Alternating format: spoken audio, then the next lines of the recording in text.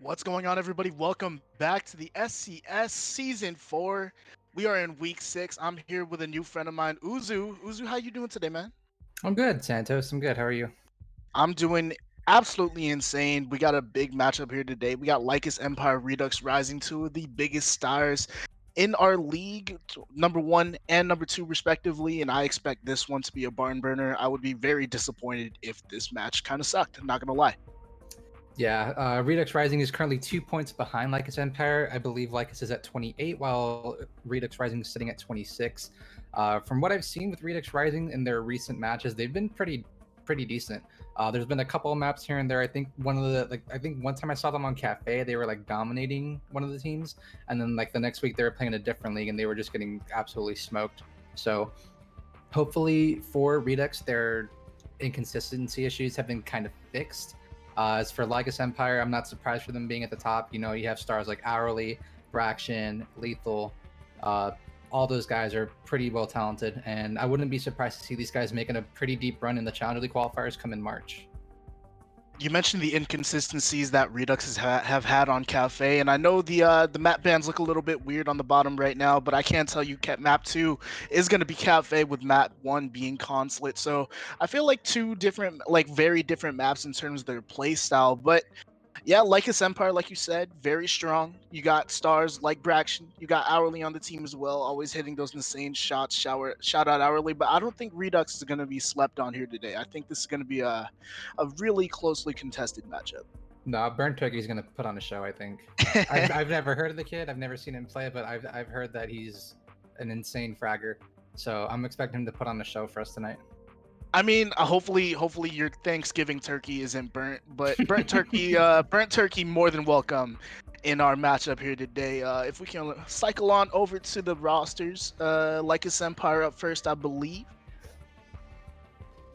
I believe so. Yeah. So No, it's Redux this is first. Redux. Ah, Yeah. So we got Helio, Mouse, Miracle, Stole, and Burnt Turkey. Helio being their top fragger. Like I mentioned before, you know, some of them having inconsistency issues, which is why their players are rated kind of low for their numbers, I guess. yeah, you got burnt turkey. You know, definitely struggling a little bit on the season as well as Stole, and that could be Four chalked up forfeit to. wins. Jesus. Yeah, right.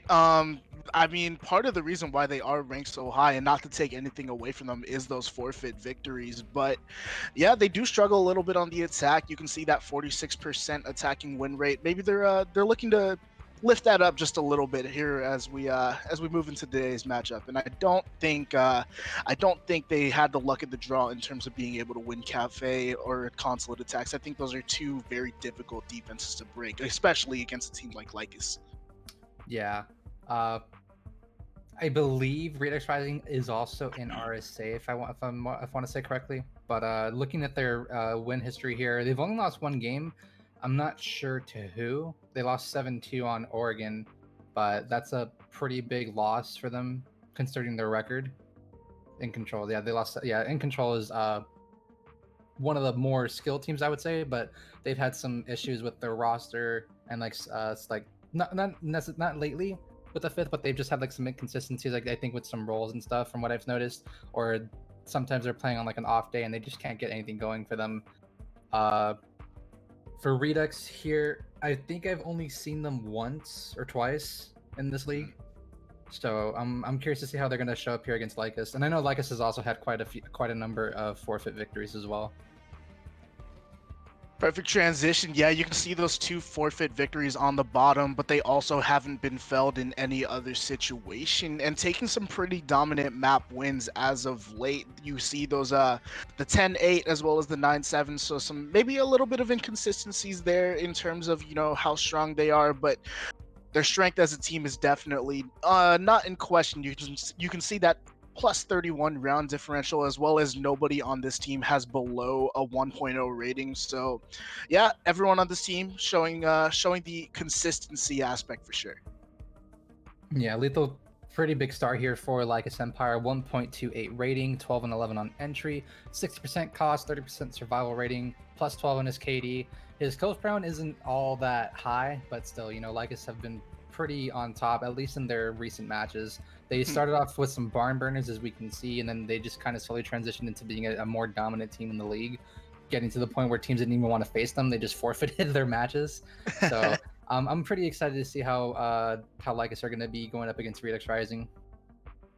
I know those two forfeits actually came by the way of a former team in our league. We have Renaissance, unfortunately dropping out of the league, but tomorrow is going to be the debut of the newest team in the league. I'm gonna leave that to that sort of surprise, but yeah, there is no surprise as to how Lycus Empire have just dominated the league so far. After that first play day where they showed a little bit of inconsistencies, they've had pretty easy matches throughout the course of the way. So I'm expecting Lycus Empire to maybe show their strength a little bit here. You see Hourly, Alda Crutch. I tend to disagree with that, but look at our standings here, 1 and 2, as we've mentioned throughout the course of this sort of pregame here.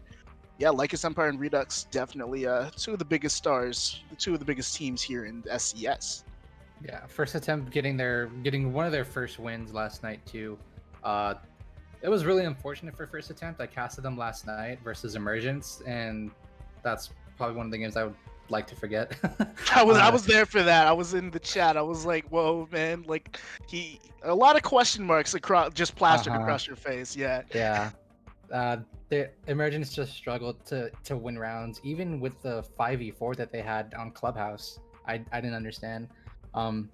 And then Bloom came in on short notice. He didn't have time to warm up, which explained why he didn't pop off, as like we're used to seeing him. So congrats to first attempt finally bagging themselves another 3 points, and that game was just out of hand. Oh man, it was definitely a head scratcher. I was like, yo, what is going on? Uzu sounds so confused, but I mean, there's just a lot of plays that were just so weird. Like you would never like see it. Like even for T3, like it just didn't make sense. It just felt like watching a ranked game. Yeah, I've talked about Emergence before, and there's a lot of they go as far as Goria goes. So when Goria isn't popping off that much, unfortunately for Emergence, they tend to fall off just a little bit. But first attempt vaulting themselves up into the first half of the standings, that's a good look for them. Yeah. Goria, just like looking at the stats from what he had, I was expecting bigger things from him. Really? But he just obviously, as what we saw from last night, didn't really put on that much of a show. And looking here at the predictions for Emergence and first attempts, we can see that a majority, about 99% of the people were wrong that chose either Emergence or first attempt, because it ended in a tie.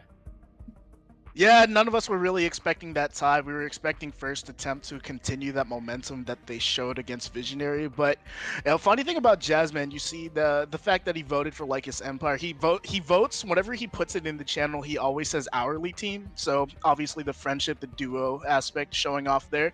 I do want to highlight the fact that Phantom Legion actually garnering most of our votes, even though they are the newest team in the league. So a lot of lack of faith being shown towards here. I mean, for good reason, of course. They've struggled so far this season. Yeah, a lot of people are picking Phantom Legion to win versus Hostile Actions. With Phantom Legion, I'm pretty sure that they were at the bottom of the leaderboard, or at the bottom of the standings. Yeah. So I mean, it's because they adopted everything that Renaissance had before they unfortunately dropped out of the league, and a lot of forfeit losses doesn't help your case in the standings at any by any stretch of the imagination. Yeah, Wichita Wolves, I'm expecting them to win their game hands down. As far as Synthetic versus Pride, that's going to be after this match between Emergence and first attempt. And I believe on Friday we'll be having Visionary versus Inc. with 303 versus Wichita. So I'm excited to see how these games are going to be competing. There's definitely some other great games out there. I haven't seen a whole lot of Visionary, but I know that they've had some upsets in this league. Yeah, they've had a good go of it throughout some of their matches here, but they did get dominated by first attempt a couple weeks ago. I think that's sort of a big thing that you want to highlight here. But if we look at the detailed team statistics here, you can see Wichita Wolves definitely one of the stronger teams here, as well as in control. Wichita Wolves going through a lot of roster turnover, though. We see Iski finally brought onto the board as their permanent 5th, but what else do you draw from this? For Wichita Wolves, I think it's a good pickup for them. Iski's a very solid player. I'm good friends with Harrison. A great guy, great kid. Uh, Wonderful player. He can pretty much play whatever is needed. Devil is more so on the hard breach. I think Faded and Tyrant are their entries. I'm pretty sure Anarchy is like that flex support role, and Iski's most likely going to be on that secondary entry, possibly switching over to flex, depending on how the roles work out. So I'm expecting some big things from Iski in this league. Definitely, and as I was talking about earlier, Emergence, unfortunately, 65 and 65, as you saw from the ratings, they go as far as Goria goes. But yeah, on to the next part of our team statistic. You can see Lycus Empire being the standout here, and then Hostile Actions and Synthetic are two of our more, I don't want to say bottom tier, because that makes me sound like a bad person, but yeah, two of our lower in the standings teams here. Hostile has 4 players. I just noticed that. Wait, what? Okay, I guess there was a roster move that I just haven't heard of. But yeah, playing with 4 players, They unfortunate. have yet to unlock that 5th player. He's the final Hidden. boss. Yeah. He's the final boss around here. Hazmat. I know I know some of our cast and directors like to poke fun at the kid. Unfortunately for him, but on to the next teams. We got Redux Rising, again another one of the teams that we are featuring here today. But Visionary and Pride, two of the wild cards in this league, they really either show up or they look frankly terrible. If we're gonna be honest here. Yeah, it's hit or miss, pretty much. um, as for Redux Rising, Helios seems to be the saving grace for them, even though he's only played 1 game from the looks of it. So he's their newest addition. So those stats are kind of inflated for the time being, as at least for his rating here. From what we can see, we went 4-1 on entry. Came out with a +2 KD rating. So hopefully for Redux, Helio is able to lead them to victory here tonight versus Lycus. But in all honesty, I think I might go 1-for-1 for both teams. I think we might end up in a tie. Welcome Phantom Legion to the team. As you can see, all of their members have 0.0 ratings. Yeah. Renaissance out, but they do adopt their round differential -20. That's definitely a big hole to dig yourself out of. First attempt, Flinties making his return to SCS, 1.26 rating. He's gone absolutely insane. There's no working your way around that. I know you casted his game yesterday. Flinties is a force to be reckoned with for sure. Yeah, Flinties was pretty nice last night. I liked his play, his game especially. Just an overall outstanding player from what I witnessed last night. And first attempts, they had that clubhouse in the back. But if bait hadn't dropped, and if his power didn't screw him over, they take that match 2-0. Yeah, I think you're absolutely right. And then obviously 303, again, one of the more unpredictable sides in SCS. You see Sovereign, the newest addition to that roster, going.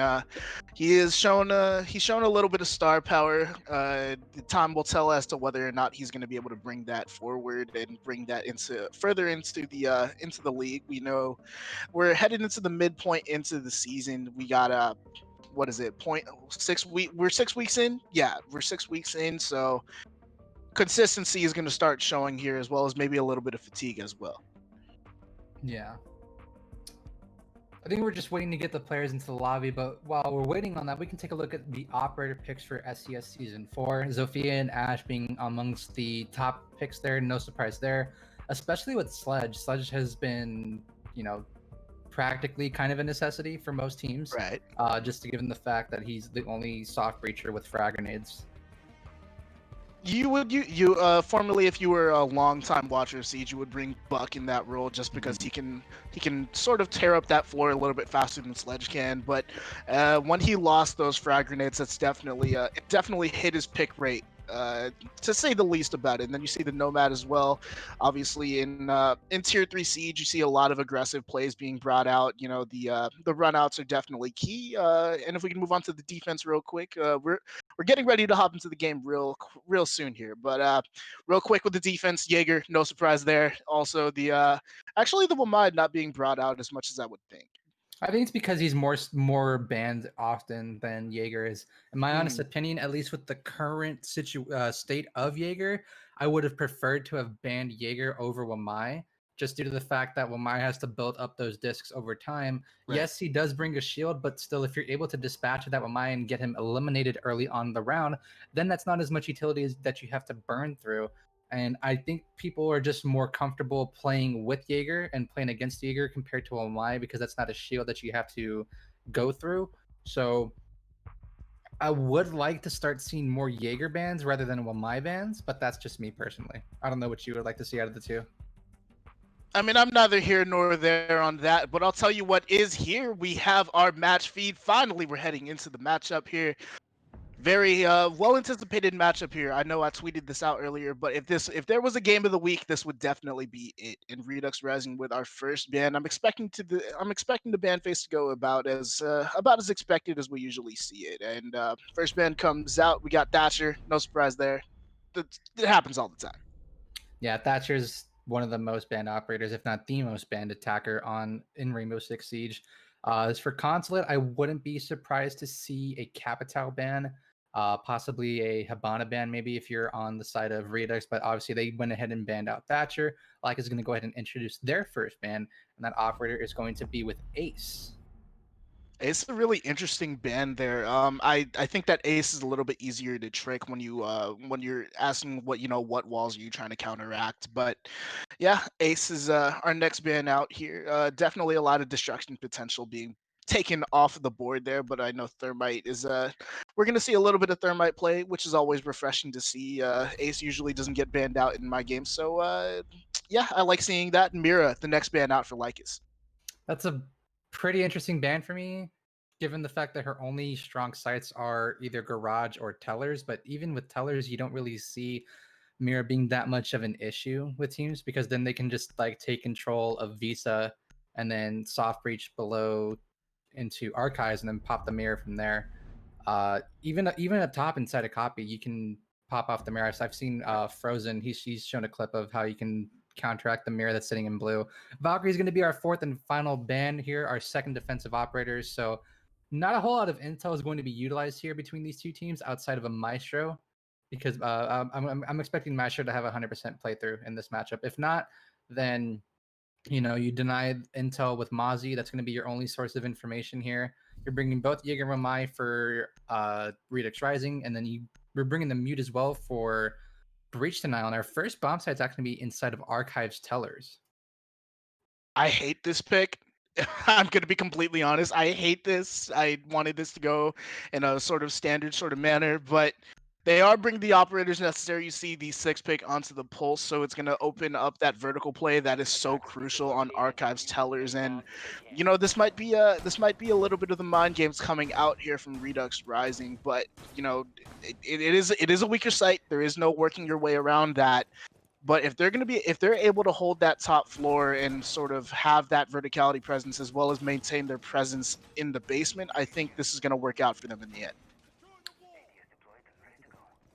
Yeah, I'm just trying to get a look here for what they're doing. So obviously they're going to be holding down below, but it looks to be they're also wanting to hold projector and admin. I don't know if they're going to be popping open admin. There's going to be no mirror, obviously, since she's banned. So I don't know if the pulse is running the shotgun because we've slowly started to see the pulse shotgun come back into this bomb site's meta. So no, he's actually gonna be running the UMP. So Miracle will not be running that M1014. I know that some players even in Pro League have been using the M1014 for at least the basement side just because of how close the ceiling is inside Right. of that archives room. So for Lycus here, they're going to be taking control of admin, trying to see what they can get here. I wouldn't be surprised to see someone go over towards the other side on CEO and try to take control that way. And right now, they're going to get some information on this Vigil and seeing if they can try to frag him out. Try to catch the Vigil and maybe a ill-advised rotation or something like that, but he does have a lot of support from the rest of the defensive side. We see the Mozzie as well as the Jaeger playing on this top floor as well, and it's really going to be up to whether or not they can clear out this Vigil from the top floor and then work their way over. Oh We do no! see the frag grenade being cooked, but unfortunately for Defiance, it doesn't make its way through the window, and he's going to take a little bit of damage because of that. So far, this take proving a little sloppy. Nope, never mind. Not as sloppy as I thought it would be. Defiance able to get the first kill onto Stoll. Yeah, I think Stoll just put himself in a corner where he has to fight for his life, and that's Right. not necessarily what you should be doing as a roamer.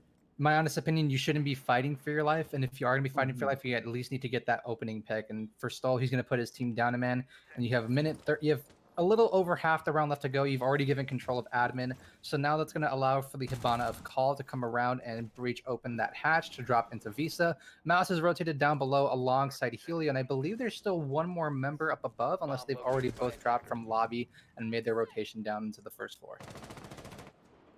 Most of the rotations seeming to have come out here for Redux Rising, but Lycus Empire does have full control of the top floor as soon as they're able to pick off Helio. Excuse me, not Julio.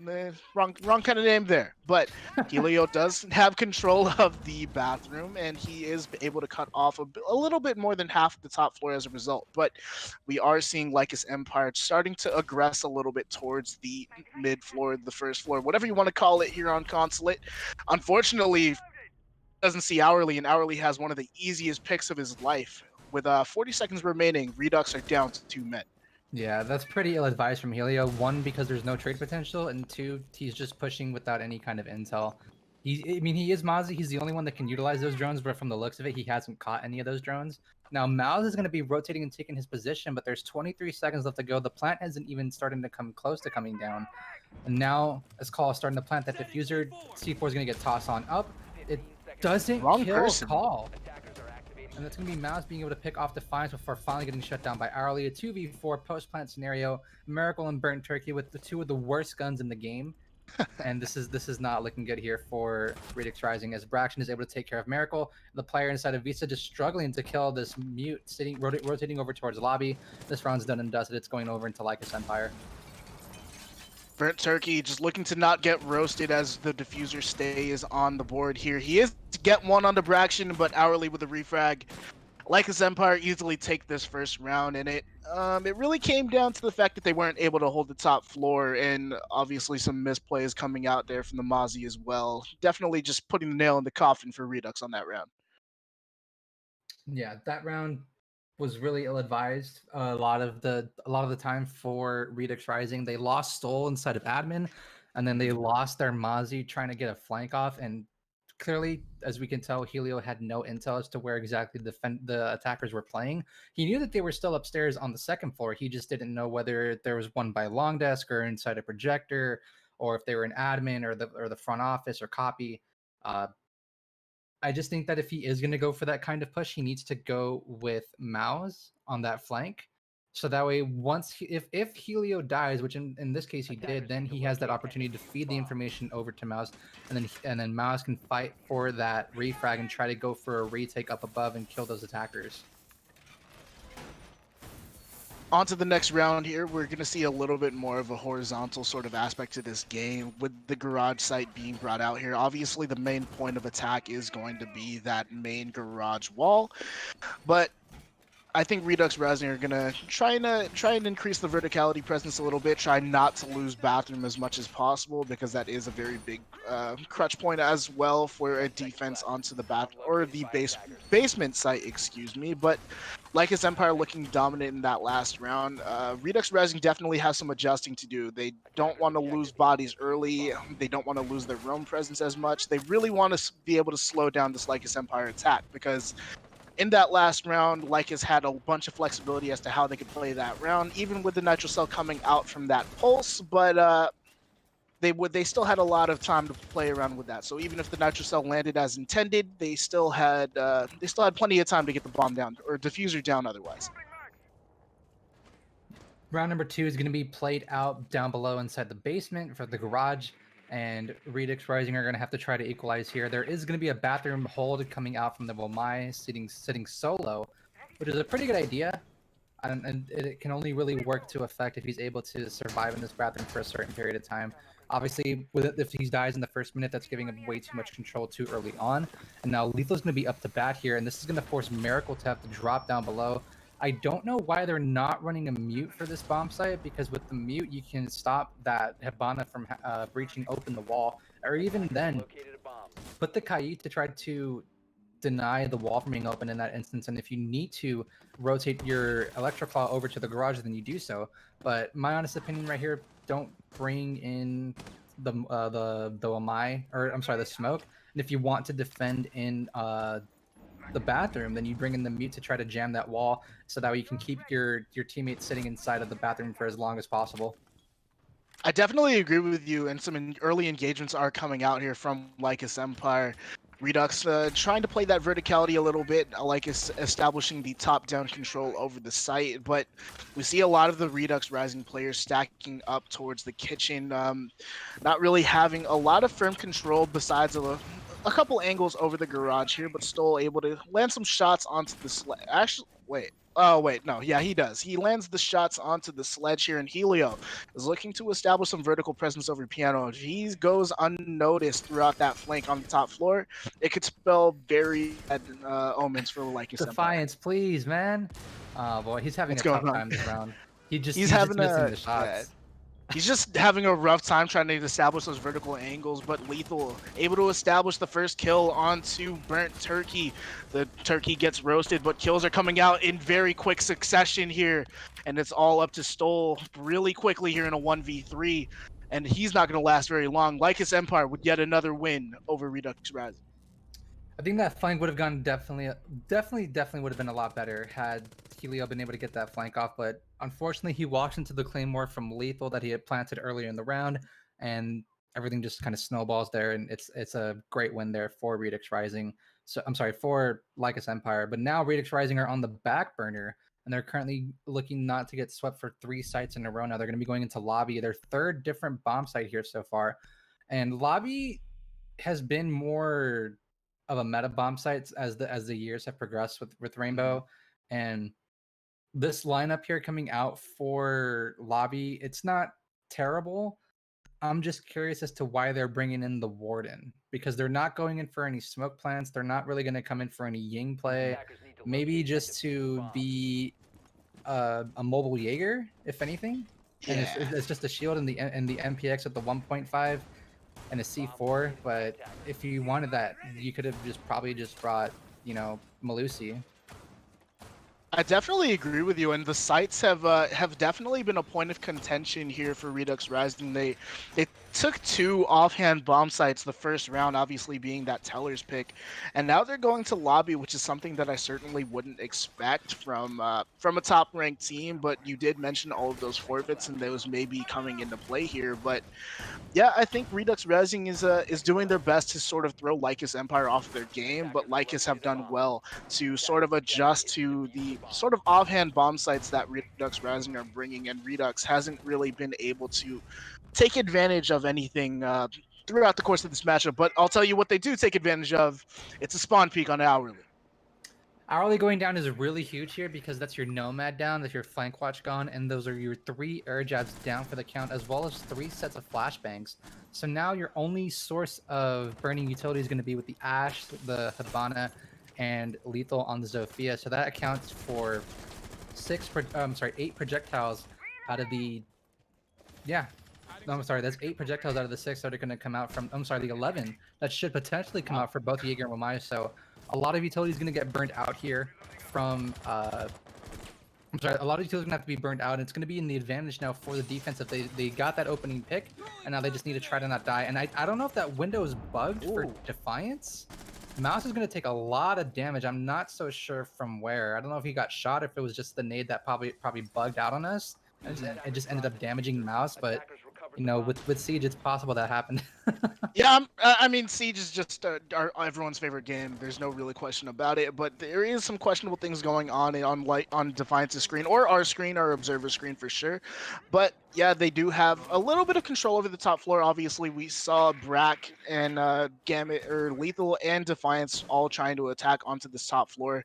They do have to flush out Burnt Turkey at some point, who isn't really aware of Braxton's position. So Braxton could potentially have a free swing here, not really out, but the Jaeger ADS is going to give away his position, and he could be walking straight into a little bit of buckshot here. Obviously, some horizontal long angles are being played out here from Redux, and Burnt Turkey is definitely feeling a lot of pressure coming from the double windows now.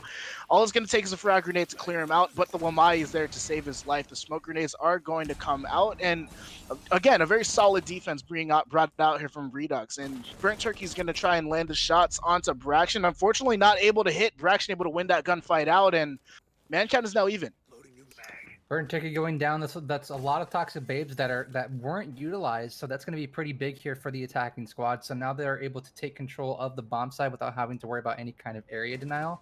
The only thing they'll have to worry about are some impacts coming out from Miracle. And one thing that I noticed from Redux Rising is that they didn't bring any kind of C4s. Call and Lethal are going to find picks before Helio is able to trade it onto Lethal. So it's now a 2v3 here for the defenders as the Oh, Warden. wait, Stoll won Okay. that one out?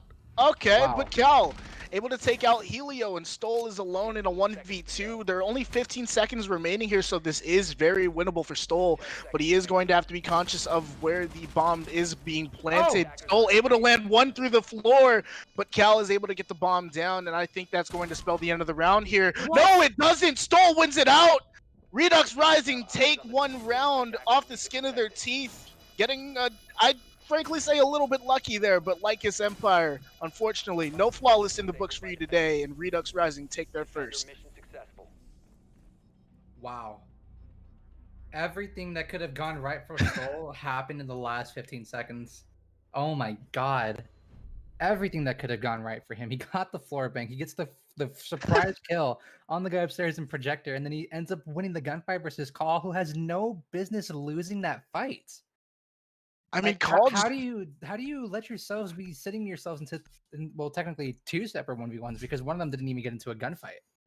I mean, the over aggression from Call was definitely the biggest question mark at the end there, but also just the lack of information clear proved to be the Achilles heel for Lycus Empire there. We saw the red pings coming out, and I think it gave the Warden just that little piece of information that he needed to be able to pull that off. But yeah, the lack of information clear coming out from Lycus Empire definitely made a big difference there. And Redux hates that top floor bomb site with a passion. They're going to be back to Archive Stellars here. Yeah, the top floor bomb set is slowly falling off the meta just with the current meta because it's just not it's not fun defending yellow stairs anymore because if you're getting multiple flashbangs followed by a nade and you can't see it's not fun playing Jaeger on yellow stairs. You can't hold yellow stairs for your life anymore. That last round, I'm honestly shocked because I know that Lycus are better than that. And for some reason, Braxton just decides to put his head into the pre-fire that was coming down from above him inside of CEO. And then I mean, I interviewed Braxton a while back over like his Empire game, and he was highlighting his game sense there, but can't have game sense when you don't have a brain, and you let your brain just get shot out completely here. Oh no, Helio with the aggression. What is going on? Okay, Helio with a double before getting refragged out there by Braxton, and what is going on in this matchup here? This is taking a turn. What? I don't know. That's a pretty big lack of droning, and somehow Burnt Turkey gets away without any kind of damage done to him. And now Braxton's going to lose more than half of his life here from a player on the Visa staircase. What is happening in this round? It's like I think they were trying to rush into archives, and now they're having to try to scramble to pick up the pieces, and they have just way too many angles to watch now, and they're currently down a man. And now Mouse is having the prime opportunity to currently flank. You have one on the Visa stairs who's still trying to wait for Braxton, but Braxton kind of has the upper hand here if he's able to peek out and see that player's legs. But I'm curious to see what's going to happen throughout the rest of this round because now Lycus have to watch a multitude of angles, and Braxton's going to get fried here by Burnt Turkey. So Hourly and Call the only hopes remaining for Lycus, but hope is still abundant here as Cal is able to find one onto Bullet. Nope, never mind. Hope is absolutely gone. I'm not even gonna finish that call. Redux Rising take their second round in a row off of some very aggressive peeking for sure. What? I don't know who necessarily gave the call to move into garage because they clearly, obviously, they misdroned Helio on yellow stairs. Yep. There's no excuse for that. That's poor. That's a very poor execution from Lycus and a very high miscue from them. It's a very I don't want to say it, but that's a very silver gold mistake to make. If we're going to be completely honest here, because you know what you need to clear to be able to enter garage. And yeah, yellow stairs is definitely one of those big ones. You can win the horizontal gunfights from everywhere else, but when you are blind to yellow stairs, that is a tough task to ask of your entries there. Yeah, that 100% falls on the droner, and I think it might have been hourly, if not call, because I didn't see either of them enter in because it was Yeah. lethal and call that died, followed by a refrag coming in from Braction. Then you were or was it Defiance? It was Defiance and It was call. Defiance and Lethal first in, and then Yeah, and then Braxton yeah, was able because to get call the was with. refrag. Yeah, that's right. So it was But then the call and damage is hourly already together at the done. last. Yeah, it was call and hourly at the end there, and when that happens, you're kind of just left like, well, what do we do now? Like, we've lost our two primary fraggers. We've Right. lost a lot of utility that's just not being used, and it looks as if Redux Rising have potentially taken our advice. They're going to be defending down below in garage. I don't see anyone really bringing a shield Mhm. outside of burnt turkey, and that's not being placed inside of bathroom. It's going to be placed right outside of the double door. So I think we do have the no shield. Yeah, no shield inside of bathroom. He's gonna depend on those stalls to give him as much cover as possible. But yeah, I think the adjustments are being made. But again, like you said, we would like to have a shield inside of bathroom just to give your roamer inside of bathroom just that little bit of flexibility. But yeah, Helio making sure or having Lycus make sure that they cover all of their angles here because again, those free kills have come out very quickly and maybe some question. Yeah, you said it. Questionable droning being brought out here from Lycus as they start to aggress onto the bathroom. how Unfortunately, do you not lose able that to win fight? that one out. Yeah, I mean, like you lose it to the L85, which doesn't excel in close range, and Defiance also, or Defiance being at a very low HP number, still able to win that gunfight out, and man count is prime in Siege. If I'm Miracle right there, I choose to stand on top of the toilet that he just died. He was like moving away from. So that second toilet on the left, you can stand on top of that and you're able to peer up through the stall and look over to the wall at benches. Mhm. I'm just surprised why he didn't think of using that angle. Maybe he didn't realize it or know about it, but for the time being, they're going to be down 2 men now as Defiance is able to find a second pick here onto stall. You've lost your mute, you've lost your Kaid. The breach denial not working to any kind of effect, and there's not even any, electronic denial coming in from Lycus. Right. There's no Thatcher because he's banned. There's no Cali being brought. Bring all of the wall denial slash hatch denial that you can, but like yeah, you're making a bunch of yeah, you're making all your points are absolutely valid here. Maybe the bathroom player just didn't know of the angle, but like his Empire looking to push into the white man area here, they also have the vertical presence needed to cover that off. But Helio in perfect position to get a flank off here. Unfortunately, missing the shots, giving away his position. It's going to be up to him to win this fun gunfight out on yellow stairs, but he's going to escape up to the top floor and live to fight another day. Running low on less than 40 seconds of time here. Your smoke still has 2 toxic canisters to work with. The plant is not yet in fruition to come down yet. And now Arley's going to find the pick on Helio, who was that flanker. So now time is running thin here as Mouse is going to find one onto Defiance, who is already on low HP. Paul's already going for the plant, and the plant's actually going to get stopped here. Oh, no. The smoke's starting to make a push here, but he doesn't see the Ash prone inside the barbed wire. Now it's a 3v1 because Call is down. Bracken's going to have to grab that diffuser and start to go for the plant. And unfortunately for Mouse, he doesn't see lethal on the yellow stairs, and Lycus will take yet another round here on Consulate. There's an old adage about Consulate where the yellow stairs is your biggest point of contention, pretty much no matter what the site is, and we're seeing that being brought out here from Lycus Empire, as well as Redux Rising. Obviously, that yellow stairs peak a couple of rounds ago was definitely a big momentum shifter, but also just being able to hold the yellow stairs, really getting that pressure onto the security office there. Definitely one Lycus Empire that round. You can hold a bunch from the yellow stairs, especially when you're attacking onto the basement. But again, Lycus Empire, when they are able to get the ball rolling, they've shown how strong of a team they are. But when their momentum is disrupted, Redux Rising have shown that they can pick rounds off of this Lycus Empire team. Yeah, that's finally their second round for Redux Rising that they've been able to pick off here. And recently, from what I've seen with Consulate, it has been more attacker-sided than defender-sided. Although, from my honest opinion, I feel that this map is still more defender-sided than anything, just because of how, if you're able to play coordinated with your aggression, then you can just rip the attackers a new one. It's such a fun map to play on this, but if your playstyle revolves around like Right. being aggressive and going for those jump outs and run outs. But lately, with the way the meta's been, jump outs and run outs are pretty ill advised. 10 seconds to go. I mean, yeah, for sure. You need, especially with the sort of utility burn meta that we have.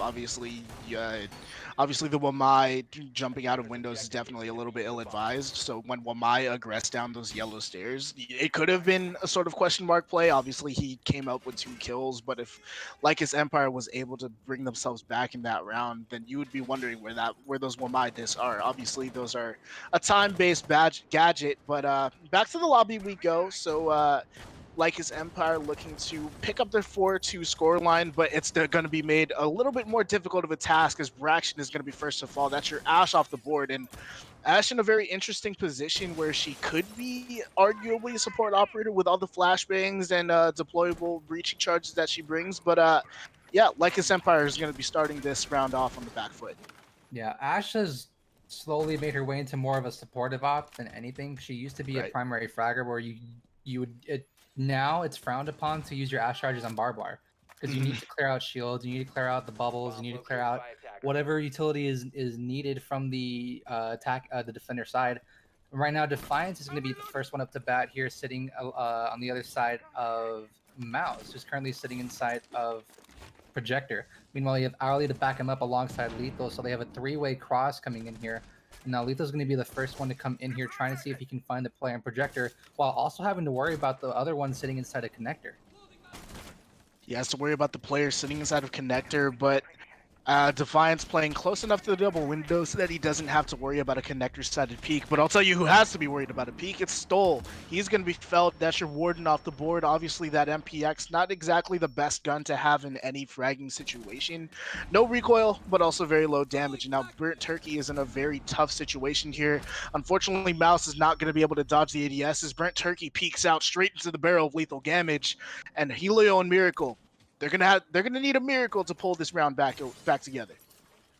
Yeah, this is looking really tough right now for Redux Rising. They're down 4-2 here in player count, and about to be down 4-2 in round count as well if they can't find any kind of magic to work their way into this round. You've only got one player down below on the bomb site, and they're going to be in piano, which is Miracle with the Maestro, and the plant isn't really seen and to be coming in from anywhere. The players are starting to set up right outside a lobby to go for this execute, but Miracle is going to be on those evil eyes, and it's going to be tough for Lethal if he hasn't dispatched a one to find both of them because the Sledge has already used up his nades. The Zofia only has one more impact, so if they do have one more at least 2 bubbles, then they'll be set. But for once here, Defiance is going to be the first one to fall, and another pick to potentially come out as Lethal gets taken down to low HP.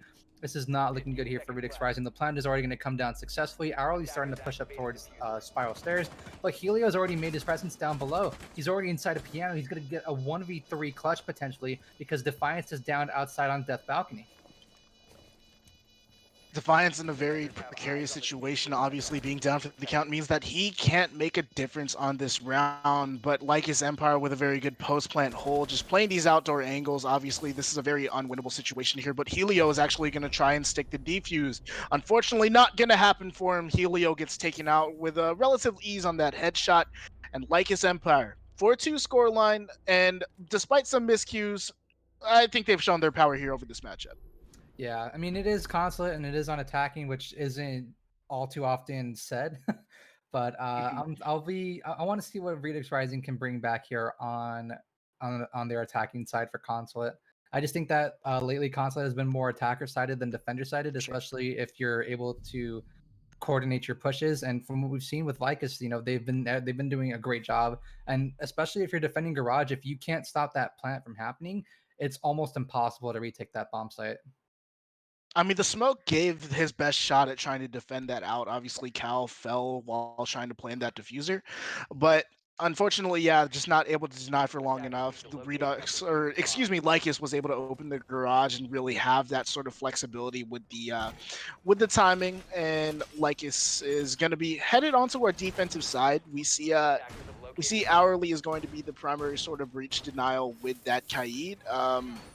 Hourly having a very good score day so far, as well as Lethal. We've given them praises throughout the course of like the pre-match introductions. Meanwhile, from Redux Rising, we're seeing maybe a little bit of a struggle. Obviously, Stoll with that insane clutch, but unfortunately has been quiet elsewhere, and Miracle has been quiet as well. Yeah.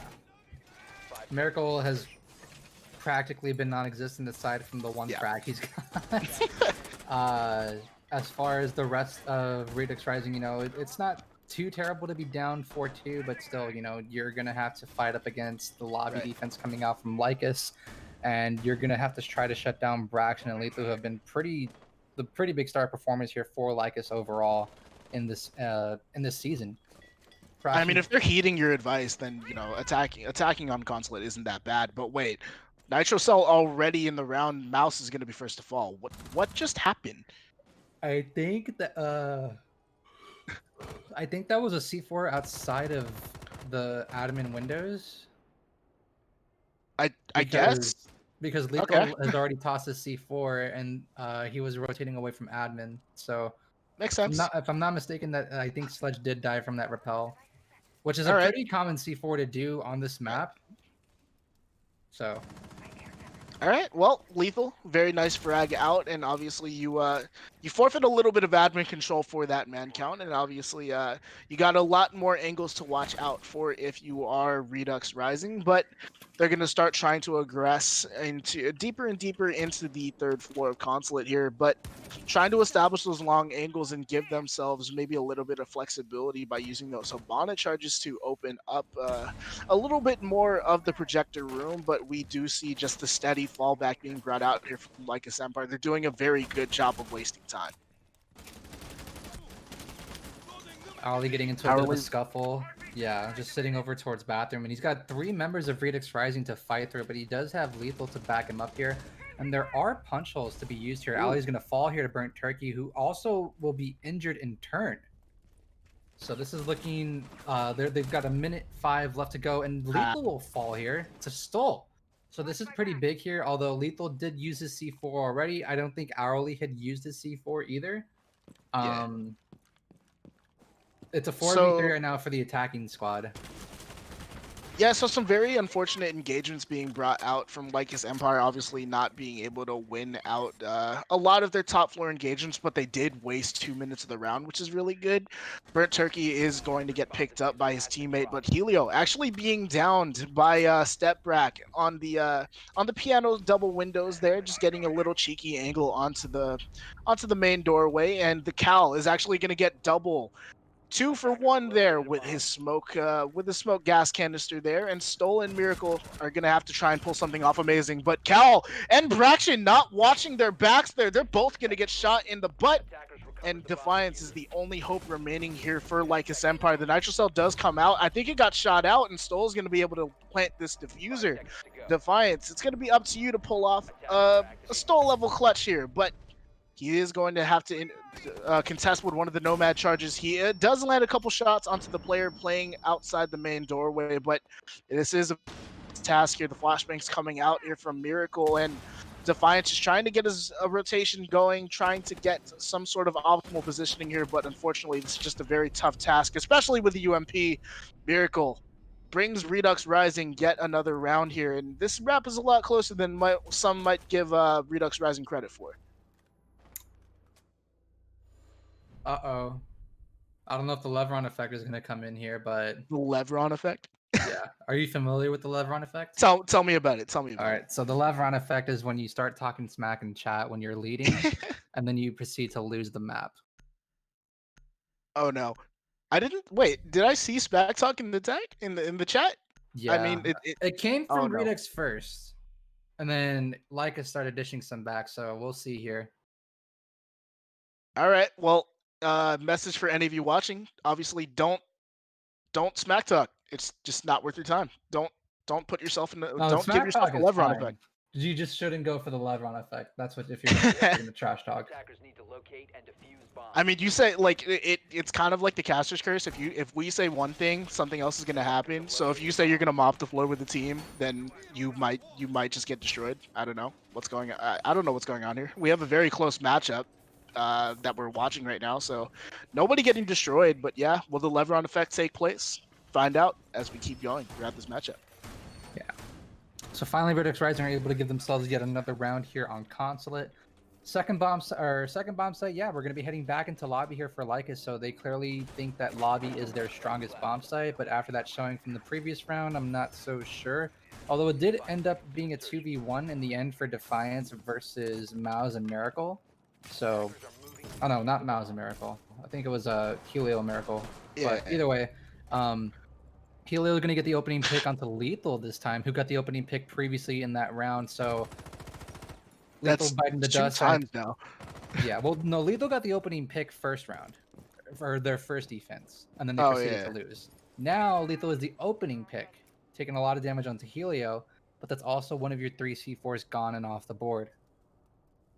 So we already see Lycus Empire playing deep into this horizontal hold of the top floor, and maybe playing on your back foot a little bit. You were kind of expecting Lethal to get that entry frag off, but unfortunately, not able to land any sort of pressure. So now the pressure is on Hourly and Braxton to hold this top floor solo, and yeah, that's a very tough task to ask of a relatively weaker gun with that AUG. But you do have Braxton there with the 416 carbine. I just realized, I just feel like you could better use that 416 in a sort of aggressive role. So, yeah, lethal damage being taken off the board early, definitely shooting Lycus in the foot a little bit. Yeah, Oh wait, ooh, this Lethal angle. dying early there was not favorable. Stoll's Yikes. gonna get the pick here on Hourly, who was fighting against Helio. So now you got now Braxton's gonna be the next one off the bat, and he'll get a freebie because Burnt Turkey's busy reloading his gun. And now Braxton's gonna bite the dust here, so Ooh. everything is falling apart for Lycus Empire, and we're pretty much on the cusp of a 4-4 scoreline. Unless Defiance and Cal can pull something amazing out of the bag at Shreks here, but Redux Rising has a lot of time to play with in the round. Defiance looking to not get over aggressive with his Nitro Cell. Meanwhile, Cal, hopefully you're watching your back this time in case anyone drops, but he is going to have to contest with some of the vertical angles as well. Defiance taking pressure from outside of the yellow stairs, and he's going to be forced into a rotation, leaving as potentially the only player on site here. Yeah, Cobb will be the only player on site for the time being, but that's going to allow Defiance to rotate up towards Spiral and maybe try to push into Lobby, but this attack and the execute is looking to Oh go no. towards a piano take. Miracle's going to find the frag on Defiance before a refrag comes out from Call onto Helio, who is already at low HP, so that frag is pretty much not worth anything. Miracle That's is going to find the finishing touch here, and Redux Rising going to tie us up here at 4-4. Yeah, Lycus Empire should be they're definitely gonna look to get off to a different bomb site here because they've been picked off at every step of the way. And I thought that maybe the adjustments were gonna come out on the second attempt, but obviously not. They got picked off, I would argue, even easier than the first attempt at the bomb site. And yeah, that's exactly what they're gonna do. They're gonna head back down to the cafeteria and garage bomb site, which bringing the Maestro definitely gives this bomb site some viability here. But no denial is actually a curious sort of operator lineup being brought out here from Lycus. We don't see a mute. Obviously, you mentioned that mute is very effective for holding the bathroom, especially if you have a deployable shield. So let's see what Lycus Empire has in store for Redux here. Hopefully for Lycus's take, or for Lycus's sake, this garage defense works in their favor. But clearly, their 2 lobby defenses, they're probably not going to go back to lobby unless they win this round. Then I don't think they'll go back to lobby. I just think that Lycus are giving up their life. Obviously, Lycus are giving up their lives way too early, and they're Yeah, not getting any kind of trade potential. They're setting themselves up in some positions to sometimes fight for that trade potential, mhm, but it's nowhere to be found. They are losing their life, and then they're trying to fight against another person who also has a crossfire with another player from the attacking squad. So for sure. yeah, that's pretty much how it's been for Lycus on their defense. Yeah, a lot of what Lycus has attempted, especially you saw it on the top floor with Hourly and Braxton holding off together, is just having Redux Rising peek somebody to get the refrag off of a different angle because obviously you can't watch 2 angles at once. You're not like I don't know. You don't have two guns. You can't aim at two places at once. I don't know what else to say about that. But yeah, like his Empire's strategy towards getting these refrags, unfortunately not working for them. But ooh, are we going to see a bullet hole peak being brought out here from Lethal? If he gets misdroned, that's definitely in the cards here. But he's going to actually rotate out and give himself that flexibility to reuse those bullet holes. Meanwhile, Braxton holding the big desk as well as Lethal just trying to hold on to admin as much as possible here, and he's definitely wasting a lot of time. We're 45 seconds in, and only now are we starting to see the entrance being brought out here from Redux. Lethal starting off the engagement weakly there, but he is able to finally get the kill onto Mouse. But the rotation is watched out here by Stoll, who is playing on the Spiral Repel, and yeah, very well done there from Redux Rising to clear out these roamers. Braxton is going to fall as well. Yeah, Lycus started off very hot on attack, and then this round, man, it's Lethal gets the opening pick, and then he's not aware of the player that's possibly on repel. I think every time that you're going to be crossing through long desk, you need to just look over towards those windows. Yeah, it's a bit of a tough shot if you're not going to have, an ACOG, but Lethal is using a 1.5, so he should have more, more room to work with, so to speak. Mm-hmm. And losing him and Braxton early, and Braxton has practically been non-existent here on defense. He's been fighting and getting nothing going from him. He'll like shoot a couple bullets here and there, but he just can't find the finishing touch to frag anyone on the attacking squad from Redux Rising. Yeah, even in the last round, he was able to get frag, but it was very impactless. And now we see Ash aggressing down towards the bottom of yellow stairs, but wisely tries to avoid the rounds of defiance. Unfortunately, can't avoid it for long enough. But the refrag does come out here from Helio, opening up that garage angle, and I think that's just down to bad timing. Unfortunately for Defiance, who loses his life, it's very unlucky. Not expecting the Habana hole to get opened in that timing, but Hourly and Call have been two very strong support operators. So the round isn't chalked up yet. It's going to be a 2 versus 3, but I imagine the execute is going to come down here soon. He's going to hop on that Maestro Cam. And unfortunately, it does get taken out, and he doesn't land enough damage onto Helio, but a lot of damage being brought down onto Burnt Turkey, who is going to fall to a single bullet. But unfortunately, Hourly is peeking out for whatever reason, and Cal alone in a 1v3, and he has a lot of operators to deal with, and he's down to 50% HP. Not exactly sure where the plant is getting down here as well, and he's going to get shot down by Miracle. Misplays by Lycus Empire, and Redux Rising actually take the lead here. I didn't even see him on the shield. I didn't think he could be shot from there. Wow. Neither did I. Wow. Redux Rising taking 3 rounds in a row and putting Lycus Empire to shame in these first 3 rounds. So they finally gotten their first lead here versus Lycus, and the momentum is riding on them right now. They only need 2 more rounds to lock it out here, 7-4. If Lycus are able to win another round here, then they'll obviously tie it up. So they'll put this at a 5-5 scoreline and push us into all 12 rounds of regulation, which I'm pretty sure neither team want to go to overtime, and they want to get this locked out and dusted and done with in 12 rounds. But right now, Redux Rising have a chance to lock it out within 11 rounds. Their attacks have been pretty solid so far, and I just think that it's just due to the fact that Lycus are just not able to win out these initial gunfights. Yes, Lethal's gotten 2 opening picks so far in defense, but what did they let to? Nothing. He's gotten 2 opening picks. He's leading his team right now with a 6-9 scoreline. I'm sorry, a 9-6 scoreline. But those frags that they're getting are just so impactless.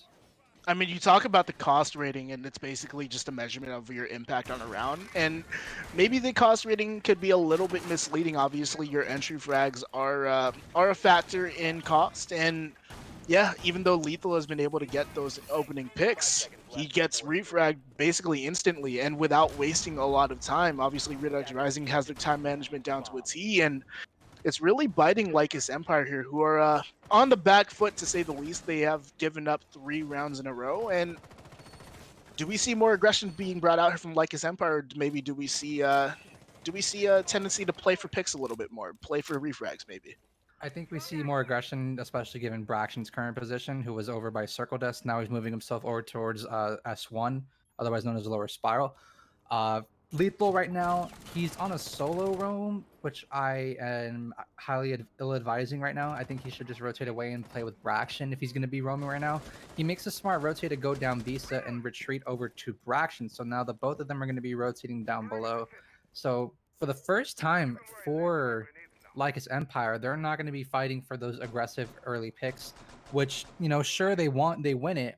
But then the moment that they're running away to try to rotate towards a different side of the map and try to remain on lock, Yeah. they just ended up getting traded and refragged, and then they end up losing that man advantage because the person trying to fight for the refrag is not able to shoot back and not able to fight for that refrag and get themselves in that position to try to either tie it up or lock it down. But yet again, another opening pick is going to come through for Helio in Defiance. Why are That's you definitely peeking? it's definitely down to over aggression. Like you said it yourself. Why are you peeking? And yeah, that was down to over aggression. There was no reason for Defiance to fall there. And he is on the Wamai. Obviously, he is one of those time-based operators that I mentioned out before. And yeah, you are now playing on your back foot. And unfortunately, I don't think Lycus is going to be able to win out this gunfight either. It comes really close, but you're pushing Lethal further and further back into the site, and Redux Rising, they haven't been punished for any of the aggression that they brought out here. Lycus Empire, their consulate defenses are looking weak. Yes, their defenses have been looking weak, but the reason why they've looked so weak is just because they It's lose bodies because, way early on.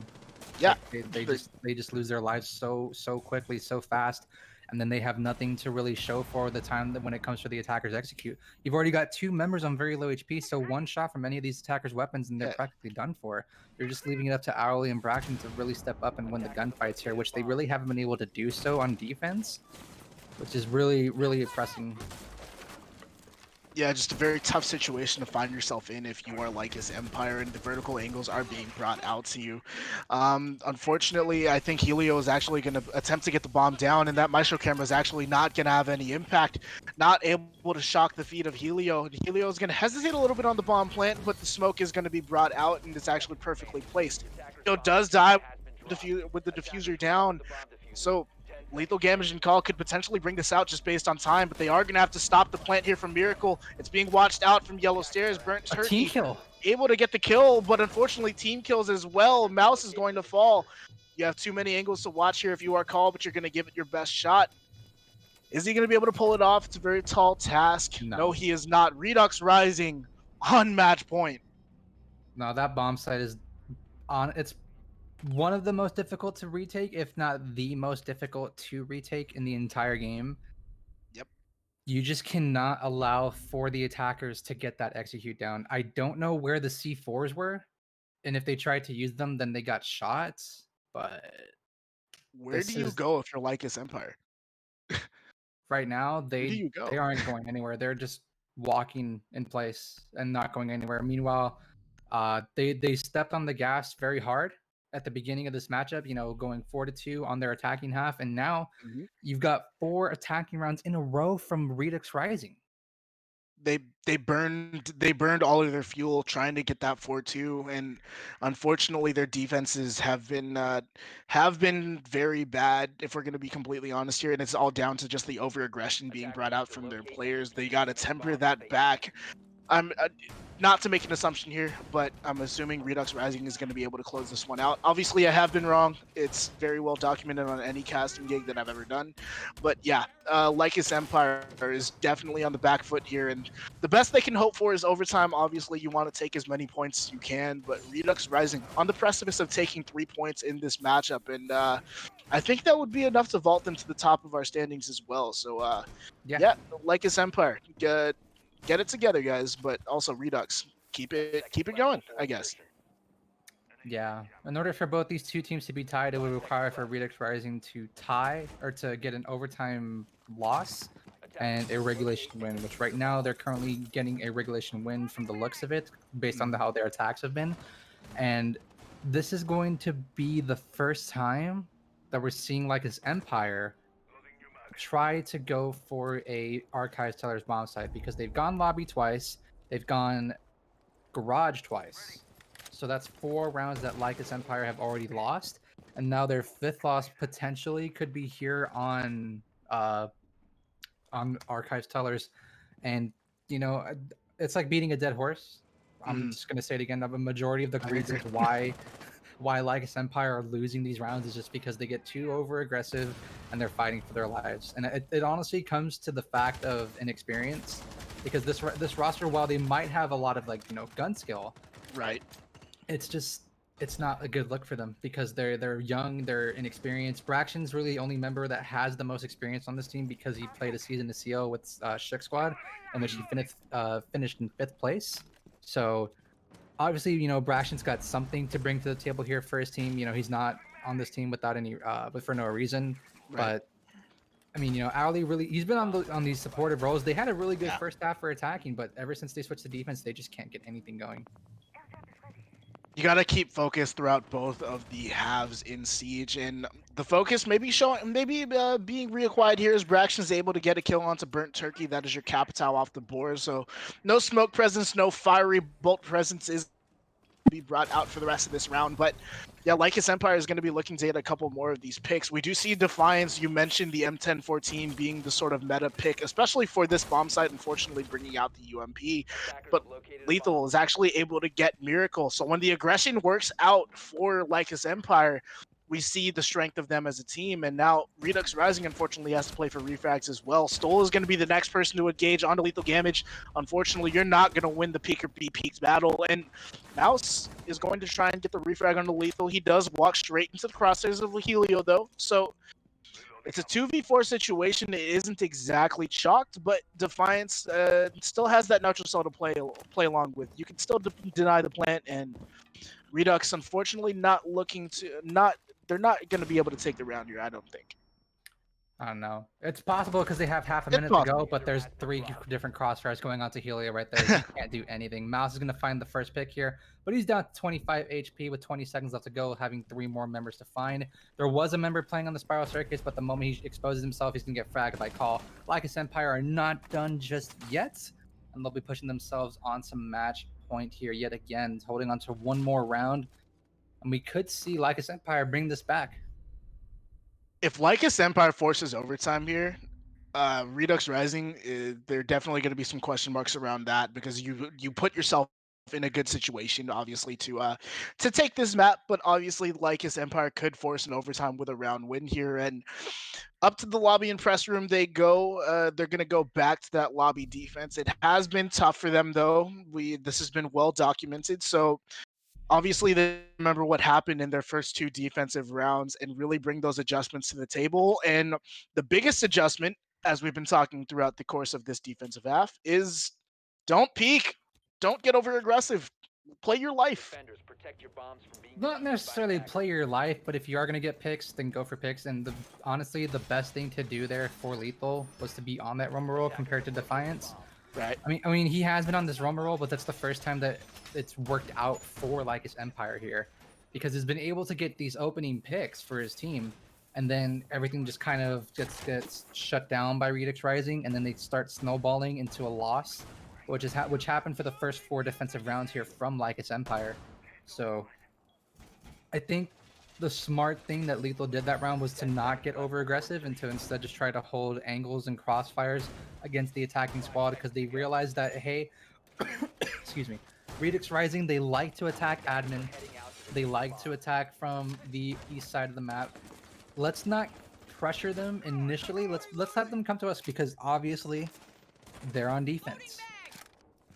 So We see a little bit of the aggression already being brought out. His Stoll is going to be brought down to a little bit more than half of his HP. I'm wondering exactly where that peak came from. I think it might have came from Braxton. I'm not exactly sure, though. The Nitro Cell, again, being attempted there by Defiance, but unfortunately not able to land out. You're not able to take out, I think that was Mouse on the double window repel. So you are going to be a little bit on the back foot here. You're just going to try and retrace your steps back towards safety, back towards the safety of your teammates. And we're at a little bit of a stall point in this round here.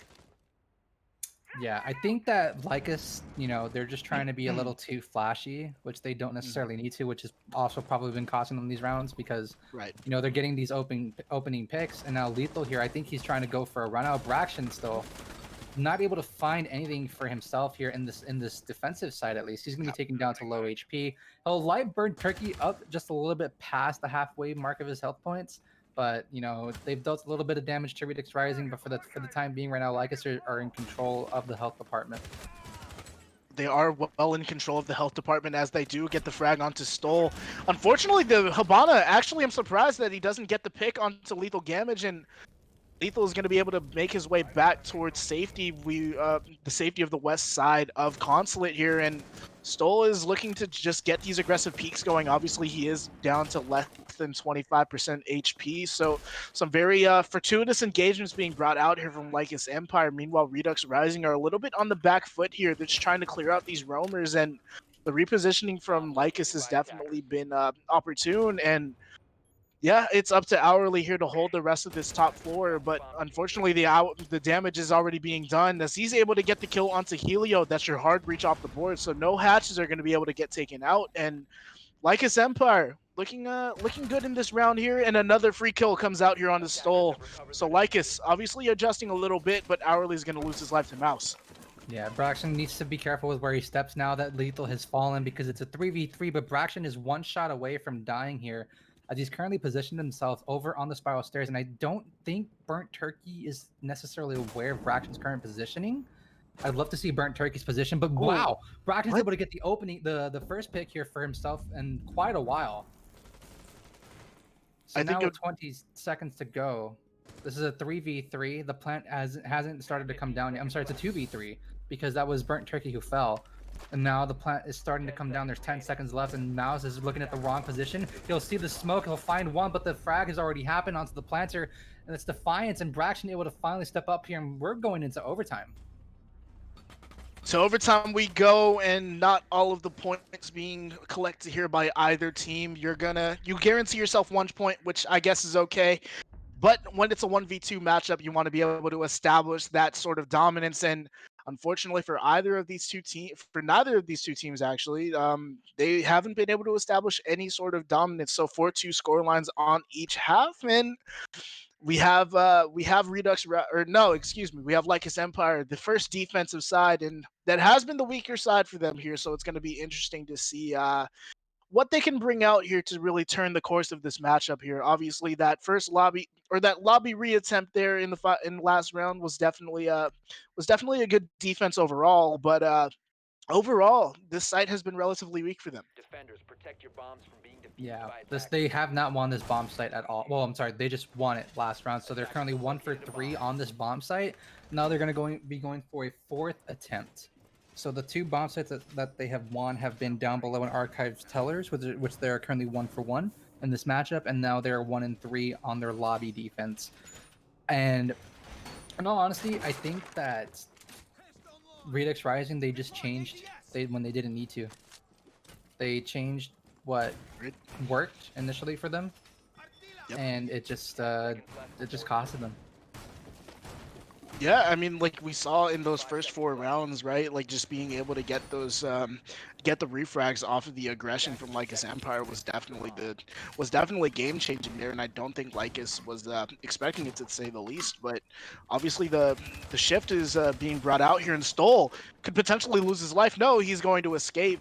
Unfortunately, Lethal not able to finish off the kill there, and although Stoll is going to be down to 1 shot, he is going to be able to still play his life just a little bit and potentially start the aggression onto the top floor. Again, I think Redux Rising are making some changes to how they're attacking this top floor, and that could potentially be for the worse here. Yeah, Stoll getting fragged to pieces here this round. He's not going to have much impact left. He's only got 1 more drone. So for the side of Redux Rising, they've got 8 drones total. And now it's only going to be with Miracle, who, in my opinion, shouldn't have lost their drone this early on. But it's unfortunate that they did. Stoll probably should have lost 1, just trying to find out where the bomb site was and try to figure out where to progress the attack from. Which this case seems to be coming in from admin yet again. We rarely ever see anyone coming over from the CEO windows. Right. Instead, they just like to linger up above on the skylight and see what they can do, but they've wasted a lot of utility here. There's nobody playing there. Burnt Turkey has already burned off his asphyxiating bolts, and now all he's got left with him are just the smoke bolts. So With no Mai being played here, these smoke bolts can come into fruition for their execute, but it depends on where Burnt Turkey is positioned and if he remains alive throughout the remainder of this round. Braxton in position to contest onto Burnt Turkey a little bit, but he is very conscious of the angles that Braxton could potentially play onto him. But Mouse again just trying to do some reconstruction here. Burnt Turkey actually losing a little bit of his life here. I'm assuming that was to Braxton playing below inside a piano, but Hourly again could make a big difference here as he plays the bottom of the yellow stairs. I'm not sure if they have any information on his position either, so Redux Rising just trying to establish any sort of dominance that they can get over the top floor, and establish they do, as they do get one onto Braxton, but Defiance able to finally finish off Stole. That's going to be the Ash off the board. I'm not sure how much of the ADSs she was able to burn out, but nonetheless, she is not going to have any more of an impact over this round. But a person in perfect position to have an impact is Lethal Gamage, but he could potentially give away his position by sort of making his way up towards the up towards Projector. He does get the refrag from Defiance, who peeked up towards the top of Visa stairs, but Hourly able to get another one onto Burnt Turkey, and they do have the man advantage here with 15 seconds remaining. Helio does have the diffuser though, and he's looking to plant it inside of Piano. Miracle going to be watching the yellow stairs for any sort of peaks that happens through there, but Hourly playing the angles perfectly, slicing the pie, as one might say, and Cal is Oh going my to fall, god! as well as Hourly.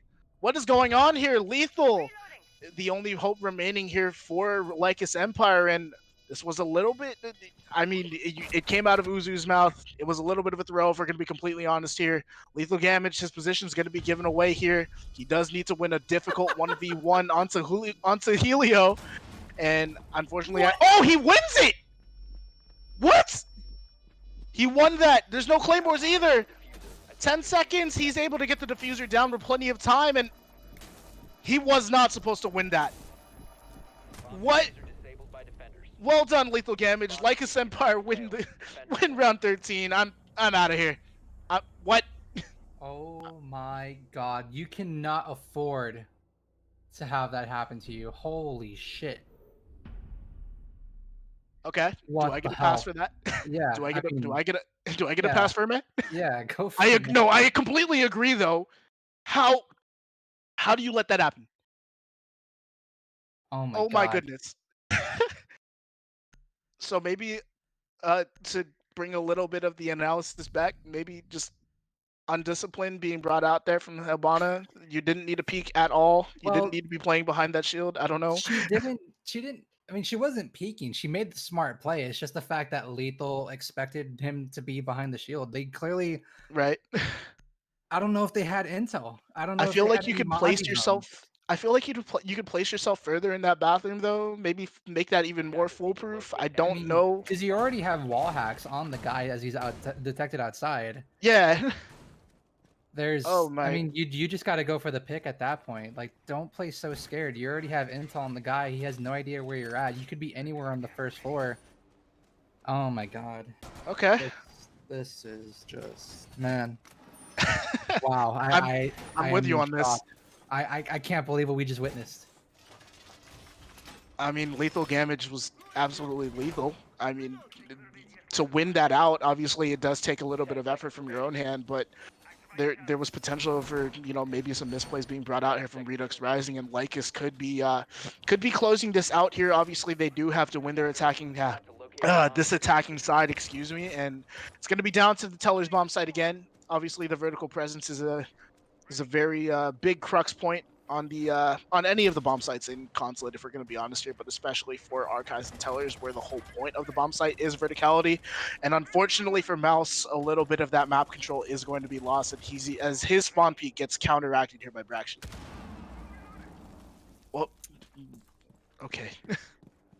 Yeah, I mean, this is the first time that, well, not the first time, obviously, but, you know, for Redux Rising, their defenses haven't been their strong point, and neither for Lycus, but they slowly started to warm up, and they won 3 defenses in a row. Now they're going to be put on the attack. They've already fragged out 1 and have dropped Stole down to further HP, but Braxton's going to find 1. But and then Helio's going to fight for the refrag, yeah. What is going on in this match? I have no idea. It's just coming down to these just maybe 1v2 or 2v, like just refrags, and the refrags really shouldn't be happening here. Like, you really don't need to put yourself in that situation if you are Braxton, especially with so much time remaining in the round. Obviously, you do want to prioritize map control, but trying to repel, I think, relatively blindly into CEO is not the way to do it. And we have a 3v3 situation here. Miracle, as you mentioned, finally bringing that M1014, which is a very strong tool for the bottom floor bomb site. Obviously, you are able to open up the floor a little bit, but Attackers have located a bomb. also it gives you a better chance of getting the kill through the floor. Just being able to rain that buckshot over anyone that tries to plant inside the tellers is they're definitely going to be in a difficult situation. But Lycus Empire, the attack is slowing down just a little bit for them. They're going to start droning out a little bit and just try to establish that information once again. Yeah, I think that's a smart call here, especially for this bomb site. You still have a C4 with Miracle and Burnt Turkey. Helio obviously having the shield, no C4 in hand for him. As that would just be way too overpowered for Mice Kit. Yep. Call moving in with the diffuser now. There's 48 seconds left to go. Lethal's right by the bomb site as well, trying to create some space. Now you just have Arl. He's already placed down his air jabs. I believe there's one on the double door, which is why Helio can't move in necessarily. Lethal's gonna push in and get that get that pick onto Helio. So this is a really good start here for Lycus. And now the C4 is gonna get chucked on up. He's gonna blast it over. But Lethal's able to find the frag there, and the C4 is not able to deal any damage. And Lethal coming in huge with the 4K. Lycus Empire taking Consulate 8-6. 8-6. And yeah, Uzu, the very cool map. Obviously, we expected this map to be a barn burner, but it came out in both of our voices there. A lot of question marks being brought out from both of our teams here, but nonetheless, Lycus Empire give themselves 2 points to the standings. Meanwhile, Redux only able to earn 1. And yeah, this is going to be fun for the analyst desk. Uzu, I will see you later, but let's throw it on over. We have Chief on the board here. He's gonna take you through some rounds here. What's if we're ready, throw it on over. Chief, how you doing, man? Hello, I am not by myself.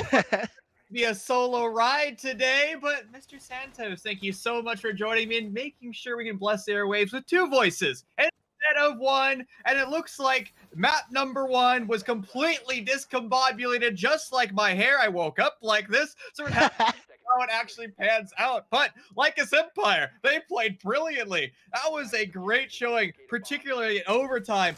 Oh my lord, the round 13 clutch was completely brilliant, something I never saw coming. I mean, that was brilliant, but I was saying it on the docket, right? It was still I still questioned the Habana there. Uzi was talking about how that was the smart play. I feel like you could give yourself a bigger chance and just burn a little bit more time, but yeah, that was very well done from Lethal off the vigil. That impact nade was very that was an insane play. Let's be completely honest here. Jaeger himself, if you're watching this, like, I'm ready to be in another video because that was I'm ready to insane. be in another video. Oh, big boy. Oh, you want me to flex that a little bit? Yeah, I've only been in 1. You've been in 2. That's more than fine. Honestly, that was the right play. Other than the impact grenade, there's no way in heck you ever predict the impact grenade is going to come on out. But we do have that round coming eventually. But let's start with round number 1. The reason I picked this map, or this round, is you can see the new meta change. It used to be the attackers did a very linear push, not even dealing with the top floor, because it doesn't really mean anything to you.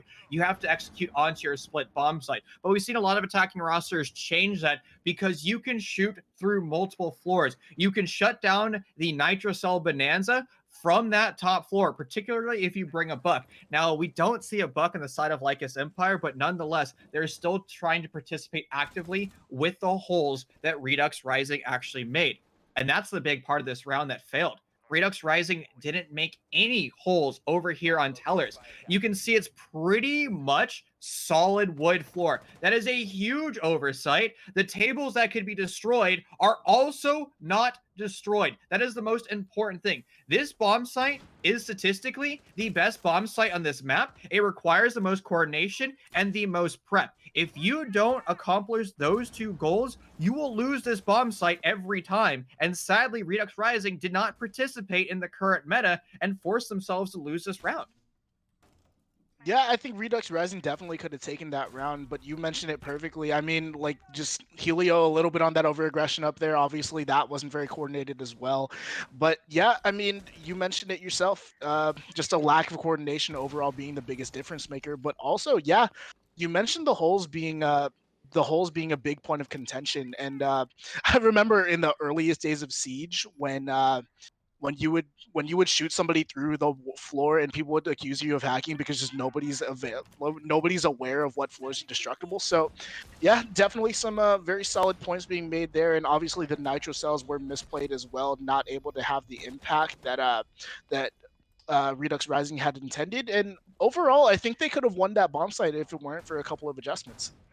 100%, right? You make those small murder holes. Actually, no, we're just going to say you Swiss cheese eyes the entire floor so you can throw nitro cells through the floor. You don't want to kill them basically throwing a nitro cell up. You want to have the nitro cell go flying through the air, land on the table, kaplooey, and then they all blow up. That's the macro strategy. But when you're just trying to send nitro cells up, they're going to land on that giant, like, I guess it's a beam, because you have two tables that are indestructible, and then you kind of have like a half wall, right? If you're throwing it vertically at the half wall, you're never going to kill them. That's exactly what happened. So those oversights, man, like when you're bringing a team to a map and you're picking a map, you have to understand the nuances of a bomb site, because like I was saying, Split is the best bomb site. You have to be able to play it. Actually, I lied. Split is not the best bomb site. Piano is the best bomb site with a 74% defensive win rate. That is actually quite something. So funny you mentioned that. That is our next round here. You requested round 3 to be brought out here. It is the piano site. So tell me, what do you want to highlight here? It's honestly the retake. You guys were talking on stream how far too many people are getting just a little bit too aggressive, right? They want to play with all this vigor and vim, but just take a nice deep breath. Understand how your life is going to play out to the end of the round, because once you start putting yourself on an island with no possibility of a refrag, you're going to instantaneously sacrifice to Lord Tachanka. And honestly, that's fine. If you want to make a sacrifice to Lord Tachanka, be my guest. But when you're trying to win a round for your team, usually not the best macro strategy. I mean, you don't want to sacrifice your life to Lord Tachanka. You want to sacrifice like flashbangs.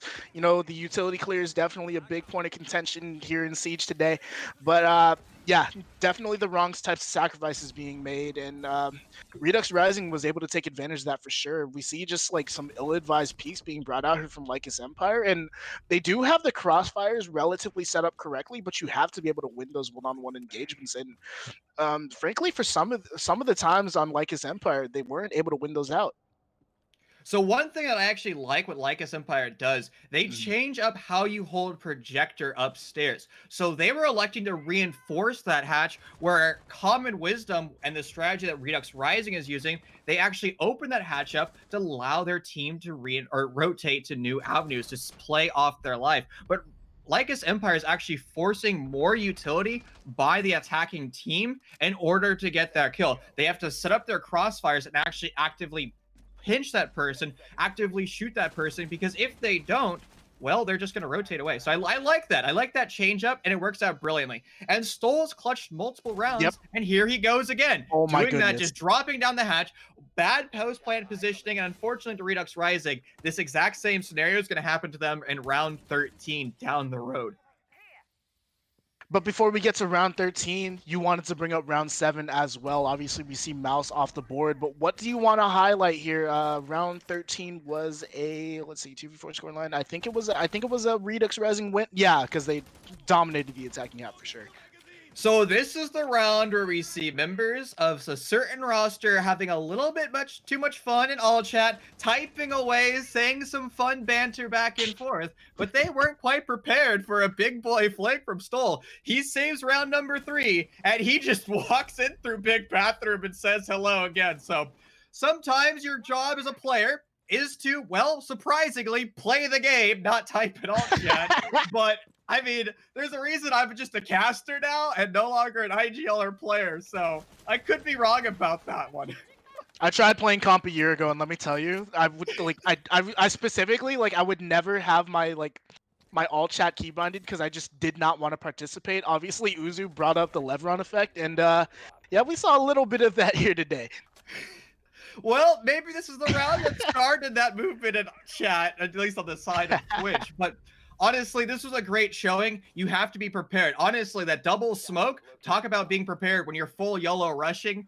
You got to be prepared with that contingency plan. And also, here's the other contingency Yeah, plan. Just stole walking on through. He honestly That's the stole Lebron this effect round right there. away from Lycus Empire. So I think I heard a little bit of Uzu in the Hi, back. Uzu. Hello, welcome back, Mr. That was the Uzu. Lebron effect right there. Exactly what he said, the Lebron effect. Honestly, this is a phenomenal round.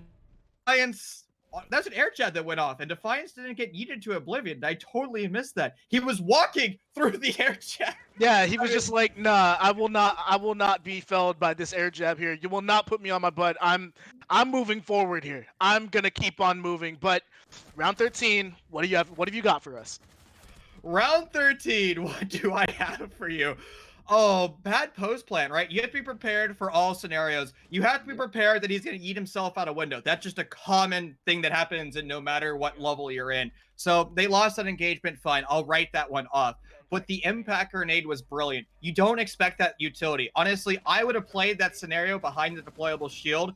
And I would say, given the information we had, that was probably the best option they had. You could have sure played it lying down a little bit more passively, and in retrospect or hindsight, that was the play. But honestly, common wisdom with the information they had at that moment, that's what I would have done, and I would have lost that. So that was one of the rounds you say, you know, I thought I did everything right. You know, obviously in retrospect, it wasn't that. Yeah, very well done. Just knowing what utility you had available to you. But Chief, unfortunately, that is the end of this little segment. I'm glad I You're got getting rid of me? You're kicking me out? getting rid of you. Unfortunately, man, like your hair, we just got to get that off the stream, unfortunately for you. But I'll tell you who we're going to be brought back to. We got Uzumaki still on the docket, but Chief, thank you so much. I'll see you later, potentially. Ooh. Uzu, hey, man. Welcome Hey. back. Yeah, man, that round That right there. clutch. Holy crap. Oh my god. I'm Jesus still laughing Christ. that off. I don't know how that happened, but you know, more power to Lethal. But forget about that. Obviously, 2 points being awarded to Lycus Empire. They could potentially have 5 by the end of the day here. We're moving on to Kafe. So obviously, you casted it yesterday. What are the keys? What do you want to see from these two teams here? Honestly, just more of what we just witnessed. More crazy plays, just unpredictable plays. Obviously, I don't want to see plays that are like really stupid, because I know that these players, you know, they're not at the top of the league for a reason. I mean, they're at the top of the league for a reason, but man, I just really hope that we are able to. I hope that for Lycus's sake, that they realized that what they were doing wrong on defense. For Redux Rising, you know, they just I don't know what it was with them. They just looked like they didn't have really anything set in stone for their defenses on Consulate. But you know, Kafe is a different map; it's a different story. So I'm not too sure about the history for both these teams on this map per se. But I think that Lycus Empire have had a better record overall compared to Redux Rising on this map in particular, from what I saw earlier. Thatcher ban, that's going to be obvious. That Thatcher is banned about like what 99% of the time, and then following that is usually an Ace ban or a Maverick ban. Yeah, I haven't. I don't think I've casted an SCS game where Thatcher survived the ban phase. So yeah, I mean, let's keep it going though. We got our next ban on the board. Hopefully it's an ace, but it is. There's a little bit of maybe some pondering happening a little bit here, but ace is eventually going to be taken off the board. So that hard breaching flexibility is going to be diminished just a little bit here. But Redux Rising, yeah, they had some very bright points in that last map. Will they keep it going is the question here. And then Lycus Empire, polish up those mistakes, and you can keep her going for sure. Mira's the next band out though. These are just the same bands, man. Give me something else. Give me something else. We just want something interesting, but then you're shooting yourself in the foot, right? Because then you're not banning what is meta. Not necessarily. I mean, it just depends on how you play them up. But Wamai ban here, that's a no-brainer. Wamai is very influential on this map. As far as Redux Rising is on attack, I know that Burnt Turkey likes to play on Capital from what we witnessed on Consulate. So with Wamai being banned out here, and that's a ban that Lycus are preparing for, I don't know if they're going to be prepared for Burnt Turkey's Capital. And if they are, well, that's even if he does take Capital, because right now he's going to be on Nomad.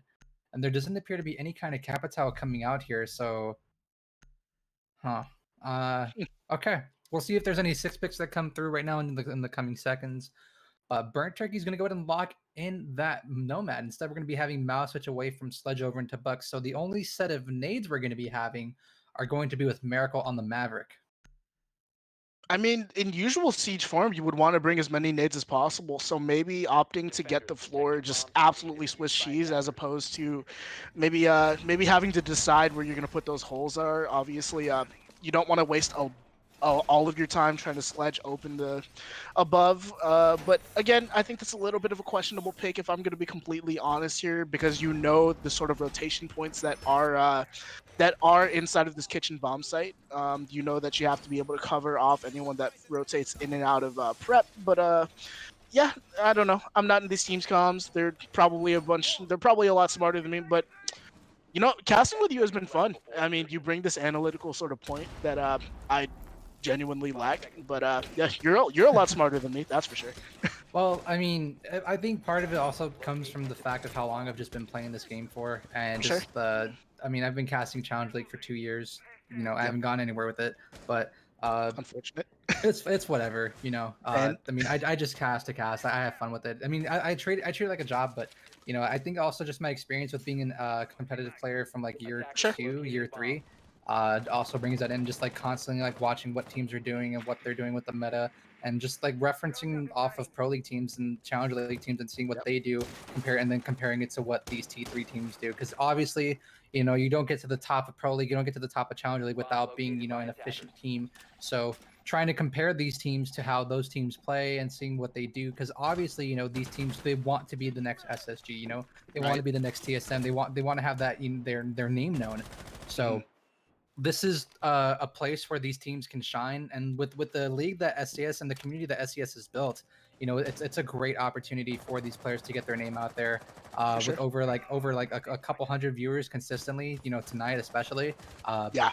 I think it's a good play for them, and especially like when they go LFT for CL, if they're on a team that's underage, you know, Mhm. they have these VODs and they have proof that, you know, that shows that they can hang in comp, and if they're able to stay towards the top of these leagues and, you know, stay like remain around the top of T3, then, you know, they have a good chance of making CL, in my opinion, within the qualifiers.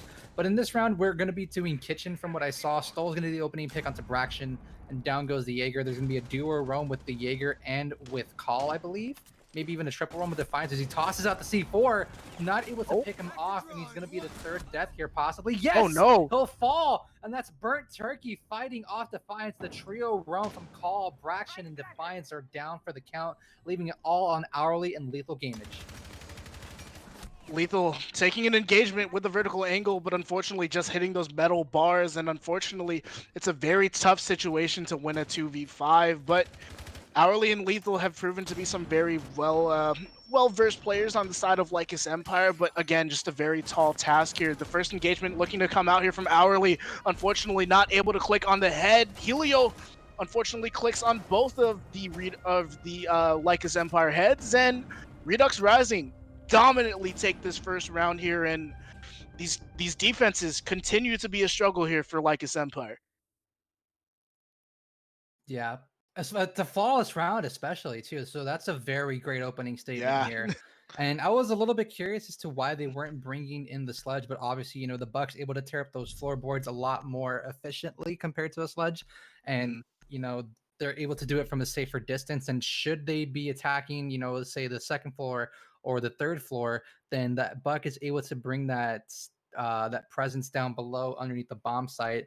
And, you know, you don't just have to rely on the ash, you don't just have to rely on the sludge nading from below inside of reading, for example, if you're attacking the cocktail bomb site, and you're not just trying to flush out the defenders that way. So bringing the Buck in, I like it. I just wish that I still am confused as to why Buck doesn't have nades anymore. Yep. But you know, with this next meta, I don't think it's really going to matter so much, because the future meta that's coming into this next season, with the changes that are happening on the defense side, I don't see much of a utility meta anymore. I see it more being like of a fragging balls to the wall. Everything's just being like, thrown out there. And I'm curious to see how Zero is going to be making an impact in this meta. Yeah, that's a big point for me. Like I love Zero as an operator. Like the idea of having those deployable cams. Obviously, it makes a lot of noise. So if you are conscious of that happening, then you can counteract Zero pretty effectively. But he also brings a good kit to the board. Obviously, having that MP7, very strong gun overall, and also bringing frag grenades. But into the round we go. Oh, he's We actually got... losing those frag grenades. Oh, he is. Yeah, Darn. because they felt that he was too strong, which is great. I Opening mean, pick, good change. Ration, Oh my goodness. he's over 2, man. C4 getting tossed. Is he lagging out? Uh-oh, Defiance lagging out. Defiance, you good? What? What? Hello? Are we back? Are we back to another day where Uzu just scratches his head the whole time and wonders what the hell is going on? Defiance is wondering why he got picked, as he's going to take the fight against Miracle and lose it out. But Cal, on this on the Malusi here, able to get one back on a burnt turkey, and despite the flurry of kills that happened in the first minute, I mean, apparently we're early to the meta, because that was a frag fest for sure. I think Defiance might have been disconnected for just a short moment, because he was running in place there. Yeah, he like froze in the middle of that nitrocell throw, and I thought yeah. Feely was gonna get that pick for sure, but eventually Defiance falls here. Both Defiance and Braxton are 0 for 2 right now. Hourly currently staring down the barrel of 0 2 if he can't find anything for him here. And Call, he's only gotten 1 pick, but still, overall, I think that Redux Rising are going to be on top this round, especially given the fact that they have a 3 to 2 man advantage. Health isn't really on the side for Helio, but that's still not going to stop him from trying to hit these long range shots from downtown. I mean, Helio. Yeah, Helio's just been insane with the entry fragging here, and Hourly looking to be the first point of contention here. Obviously, Cal was trying to cover off his whiskey bar, but unfortunately, that's not going to happen. And yeah, Hourly just conscious of what is happening inside of the freezer. Obviously, Call was able to rotate back and give that little bit of help on site, but I think they're actually aware of his positioning here. But Miracle, unfortunately, going to fall to Hourly, throwing your body away on that Maverick, unfortunately, and Helio is going to be downed as well, so it's going to be up to Stoll here to clutch this round out, despite Redux Rising starting off this engagement with the man advantage, unfortunately on the back foot here. But I think they're going to be able to revive Helio, so you can sort of get both of the guns on the board. Obviously, any gun can make a difference, especially in Siege, where one headshot is going to do all the damage you need. But Hourly and Cal in very strong positions here to just hold off this last-ditch attempt from Redux Rising. And slicing the pie very effectively was Sophia, but unfortunately just not able to win it out. And Helio, the only member remaining and not able to win out the double engagement. Lycus Empire, despite the early flurry of kills and maybe some internet issues from Defiance, they're able to pull this one back out. Yeah. So, the defense there, just playing it smart, not trying to get over aggressive, just holding their angles, whatever they need it to be, and winning out the gunfights. It's as simple as that for Lycus Empire for that 2v3. Well done to Hourly, well done to Call, and they remain on top here for that second round. Moving into round number 3, we will be going into Bar and Cocktail. The Buck is still going to remain in play. Nothing really changing here for the attacking side. There is going to be a Valkyrie in place of a Vigil this time around from Lethal. So they're bringing in a lot of intel here with the Valkyrie and the Maestro, and then the Malusi's just there for area denial alongside the smoke, because Tachanka isn't available until after invite. Protect your bombs from being defused by attackers. Yeah, you mentioned the Tachanka. Obviously, that area denial that he's eventually going to bring to the board is going to be absolutely insane to deal with, to say the least. I think Tachanka could I don't know. His pick rate is definitely going to skyrocket up for sure. It's just a question of how much it's going to skyrocket up, because we mentioned how the meta is going to shift towards maybe a little bit more of a frag fest meta. So obviously, being able to tilt the gunfight towards your way in terms of positioning is definitely going to play to your advantage here as we move through the evolution of Siege. And yeah, I mean, to the top floor, Lycus Empire goes. It's a very standard setup that I'm seeing in so far. So yeah, 1-1 scoreline. This matchup is looking very even so far.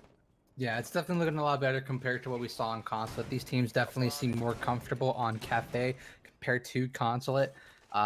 Definitely looking to be more of a or more on even footing for both these teams. Lethal's going to set up his last Valkyrie camera on top of White Stairs to also look over towards Tarps and down White Hall over by Bathroom. So that's going to give a lot of information for when the push comes to shove, should it come that way from Redux Rising.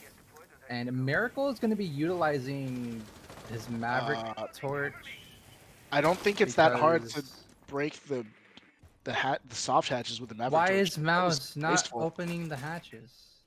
That was wasteful. I mean, you don't Why? want to use the Maverick there. That's yeah. You want Mouse to do that for you, or even He's one of your other wasted features. almost 2 torches trying to open up both hatches. Why?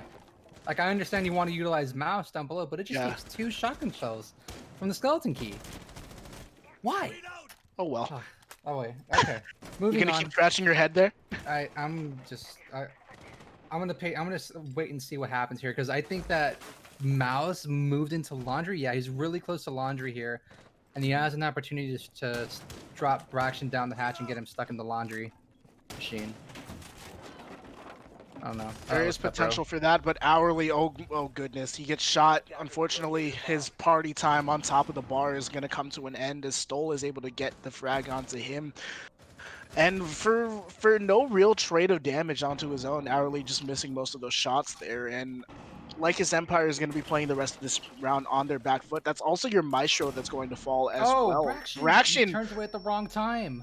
He's allowed But, to rotate out though. I thought Helio was in good position to get that frag, but unfortunately not able to land the shots onto him, and Braxton gets away. I don't know how that happened. Well, Stoll is currently trying to progress towards the White Stairs now, but he's already used his impact, so they can't fight off that Banshee.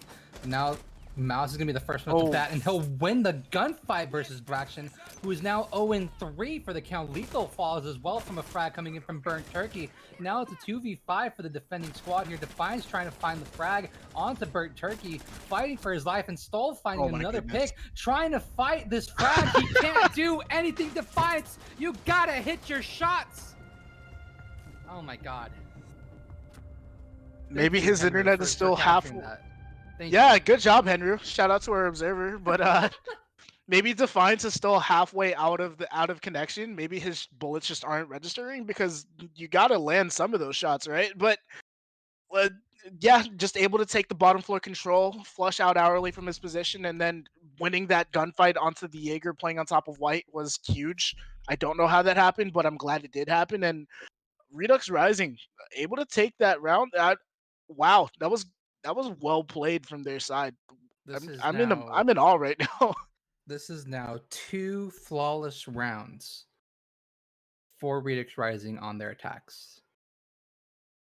Yeah, I don't know what is happening with Lycus Empire, specifically with Defiance and Braxton. More so Defiance than Braxton, because Braxton, he's trying, but the shots just aren't going his way. I don't know if he's just an attacking player or what is it, but he's been more of a presence and more of an X factor on the attack compared to the defense. And back when I casted him in Challenger League, I don't think that was really the case for him. But then again, that was like a year and a half ago.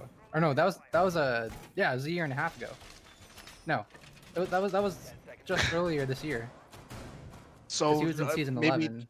So just evolving as a player really quickly, I guess. Like I'm not sure exactly what's happening here, but yeah, Lycus Empire, unfortunately their defenses have looked very sloppy in so far throughout this matchup, excuse me. And yeah, Lethal is going to be throwing the last of his Valkyrie cameras out towards the outside. It's also interesting he brought the deployable shield as opposed to the nitro cell, so I think he's bringing that to open up the ability to play inside a pixel, but I don't think he set it up yet. Also, Braxton is just going to be down here playing a little bit of a rat roam, just sort of maybe trying to establish those question marks as to why is he there. Again with the Maverick, taking out the hatches. It's hurting my brain as well, man. Lethal able to get one on the Stoll. That's your Zofia off the board, and that's a lot of utility gone within the first 45 seconds of the round. Yeah, definitely. That's a lot of presence being taken off the board. And I don't know what Redux Rising's plan is. I don't think they're really utilizing the Maverick for a hard breach, more so just for fragging power and the fact that they don't want to be running a Hibana since Ace is banned. Braxton going to be caught out on the brown stairs. He's going to rotate down to the first floor. Maybe rotate up those white stairs, possibly, and try to see if he can get something here on Mouse. But Ali's going to be utilizing the holes that were made. And now Braxton is starting to run around the corner, but instead he's going to rotate up the staircase and not go for that fight for the time being against Mouse. So he does have an opportunity to fight Mouse here should he choose to do so. But if he does, I think he's going to have to ask for some help for Lethal to just try to go for that 2v1. But right now, with that door being open, I don't know if anyone else from Redux Rising is outside of that reading door. And if anything, if they try to rotate in from pillar, they'll get caught out by a drone. So Braxton will get caught out and spotted out from a drone, which will force him to rotate back up now. And with Helio on very low HP, he hasn't really used any of his utility as he finally starts to use one of those Ash charges. Those Ash charges being used force Hourly out of position here, but I think that the damage has already been done. Obviously, you lost Stole, as well as Miracle still sitting here on top of the roof, just trying to get some sort of ill-advised pick, maybe off a rotation here. Braxton could potentially fall to him if Miracle were to drop, but we see the aggression happening. It's starting towards the white stairs, and Defiance finally able to get the first pick throughout the course of this matchup for him here, and Burnt Turkey just looking to try and take. He didn't see Braxton apparently, and Braxton with one of the freest kills of his life, not feeling any sort of contention here. And it's going to be up to Helio and Miracle, who are currently on 2 different floors. Helio is going to be first to fall, and it's going to be a flawless round, but this time for the side of Lycus Empire. So we've now had 3 flawless rounds, 2 on the side of Redux Rising, and now 1 on the side of Lycus. What is happening? We need we need that meme where it's like that dude with a bunch of question marks around his head. I think we need to put that, but have Nick your Young? face in it instead. Was it Nick Young? I think it was Nick Young. Yeah. We need to put your face in it instead. That needs to become an emote on the channel immediately, because I'm with you right now. There's just so many question marks being brought out for both of these teams. There's just, I mean, that's how I felt for yesterday and today, especially yesterday. Oh, man. I think Kafe just brings out the question marks in you, man. I mean, it's not Kafe. It's just how they're just how it's being played. How they're being played, yeah. Because I mean, I understand that it's T3 and they're not at like at that level that I'm used to observing and spectating. But you've been spoiled with the you've been spoiled with CL, and now you're back here with us. And I see what Crow had to go through. I mean, no shots at these players. Obviously, they're trying their best here, but yeah, definitely some questionable decisions being made on both sides, and it's led to these flawless rounds here. Another point of talking here is the fact that they've actually opted to destroy the kitchen hatch as opposed to reinforcing it. I'm not sure. Maybe I'm misinformed on the way setups work here on the kitchen bomb site, but I usually see that reinforced. I don't know. I got some questions. I got some questions to ask for sure. Yeah. So moving into round number 5, this is gonna be the second to last round for Redux Rising on their attack as well as Lycus's defenses. And the bomb site, if I'm not mistaken, is going to be back below inside of kitchen. Correct. Yeah. Yeah. Unless that's mining. I don't know. No, either way. It's kitchen for sure. Yeah. Finally, they're utilizing the buck for the hatches.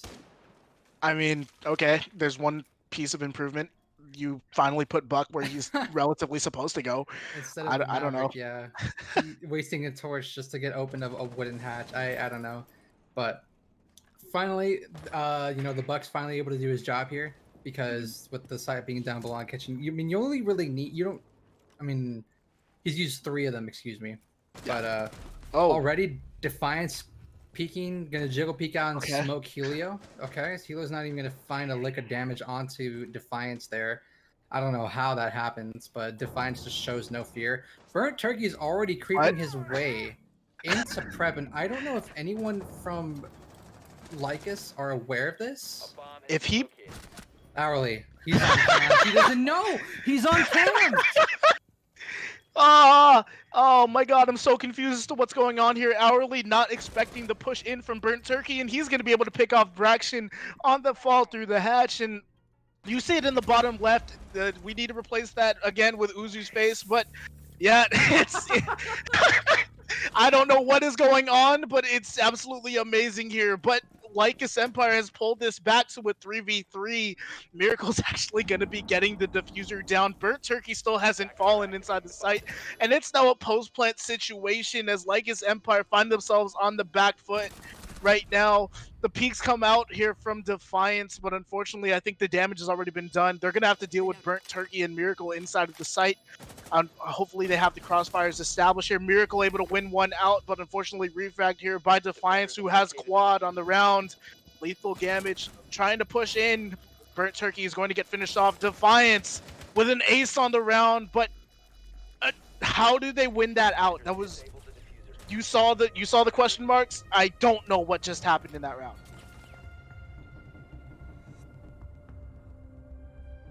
No words. No words.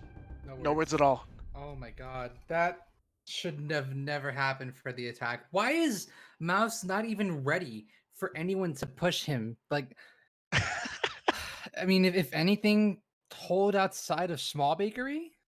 So the I mean, post plant. I get why you want to hide in Harry Potter because there's a rotate hole that leads into the bomb site, but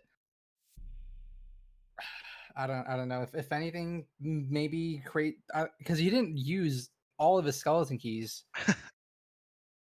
So Why is he scratching his yeah, face? why don't scratch your face? Just be itchy, forehead. You can scratch it after the round ends. Have You this. need to win that out. Protect your bombs from It's being like, defused by attackers. I mean, Okay.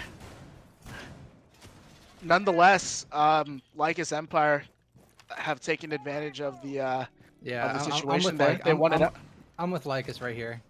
Why are you scratching your face in a potential in a clutch 1v. scenario? Because that was definitely a play from Redux Rising. I don't want to call it a good play because I was scratching my head throughout the whole time, but it was definitely a play. They were able to get into site for absolutely free, and Hourly. I mean, the only person who had the right to scratch their head during that round was Hourly because he was just on cams. He was just sitting there minding his own business, and then he just gets his head taken off by a nook. So Not only was the Banshee singing off, but he was also having to walk through barbed wire, and Hourly was on cams for that entire sequence. It wasn't until that Burnt Turkey finally entered into the bomb site and saw Hourly that Hourly got off cams, and he was just not aware. And then Braxton tries to fight for the refrag, but he just drops down the hatch while Burnt Turkey's just waiting for him.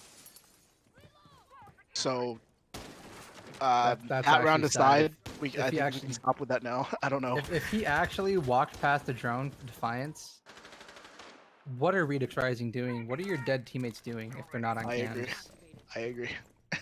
They're probably on cams, but they're not watching the right ones. I mean, we've seen the drone economy for Redux Rising. I don't think it's been that effective. I think they've been losing drones left, right, and center. So, maybe maybe that's why they've been losing these rounds out here so far. But a reading room defense we go to. Helio has already made his way inside of Piano, and I think he's going to be bit up with an engagement coming out on the east side of the map. Obviously, white stairs is something that you need to hold. Defiance!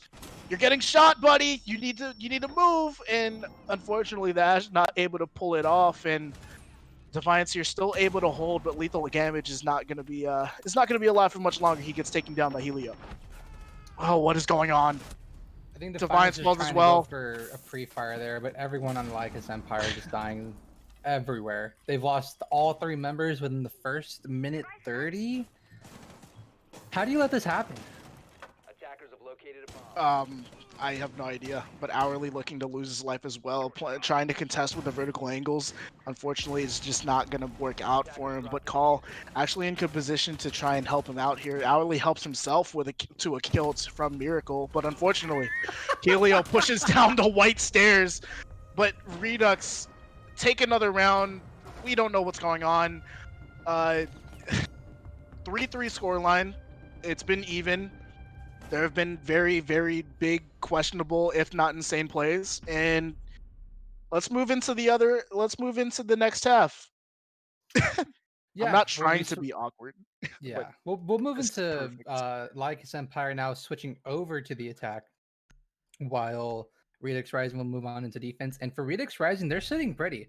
They're sitting very good here. They're sitting at a 3-3 split for the first half, and now they're moving on to the defense, which Kafe has been notorious as a defender-sided map, but for some reason, Lycus just doesn't want to make it that way.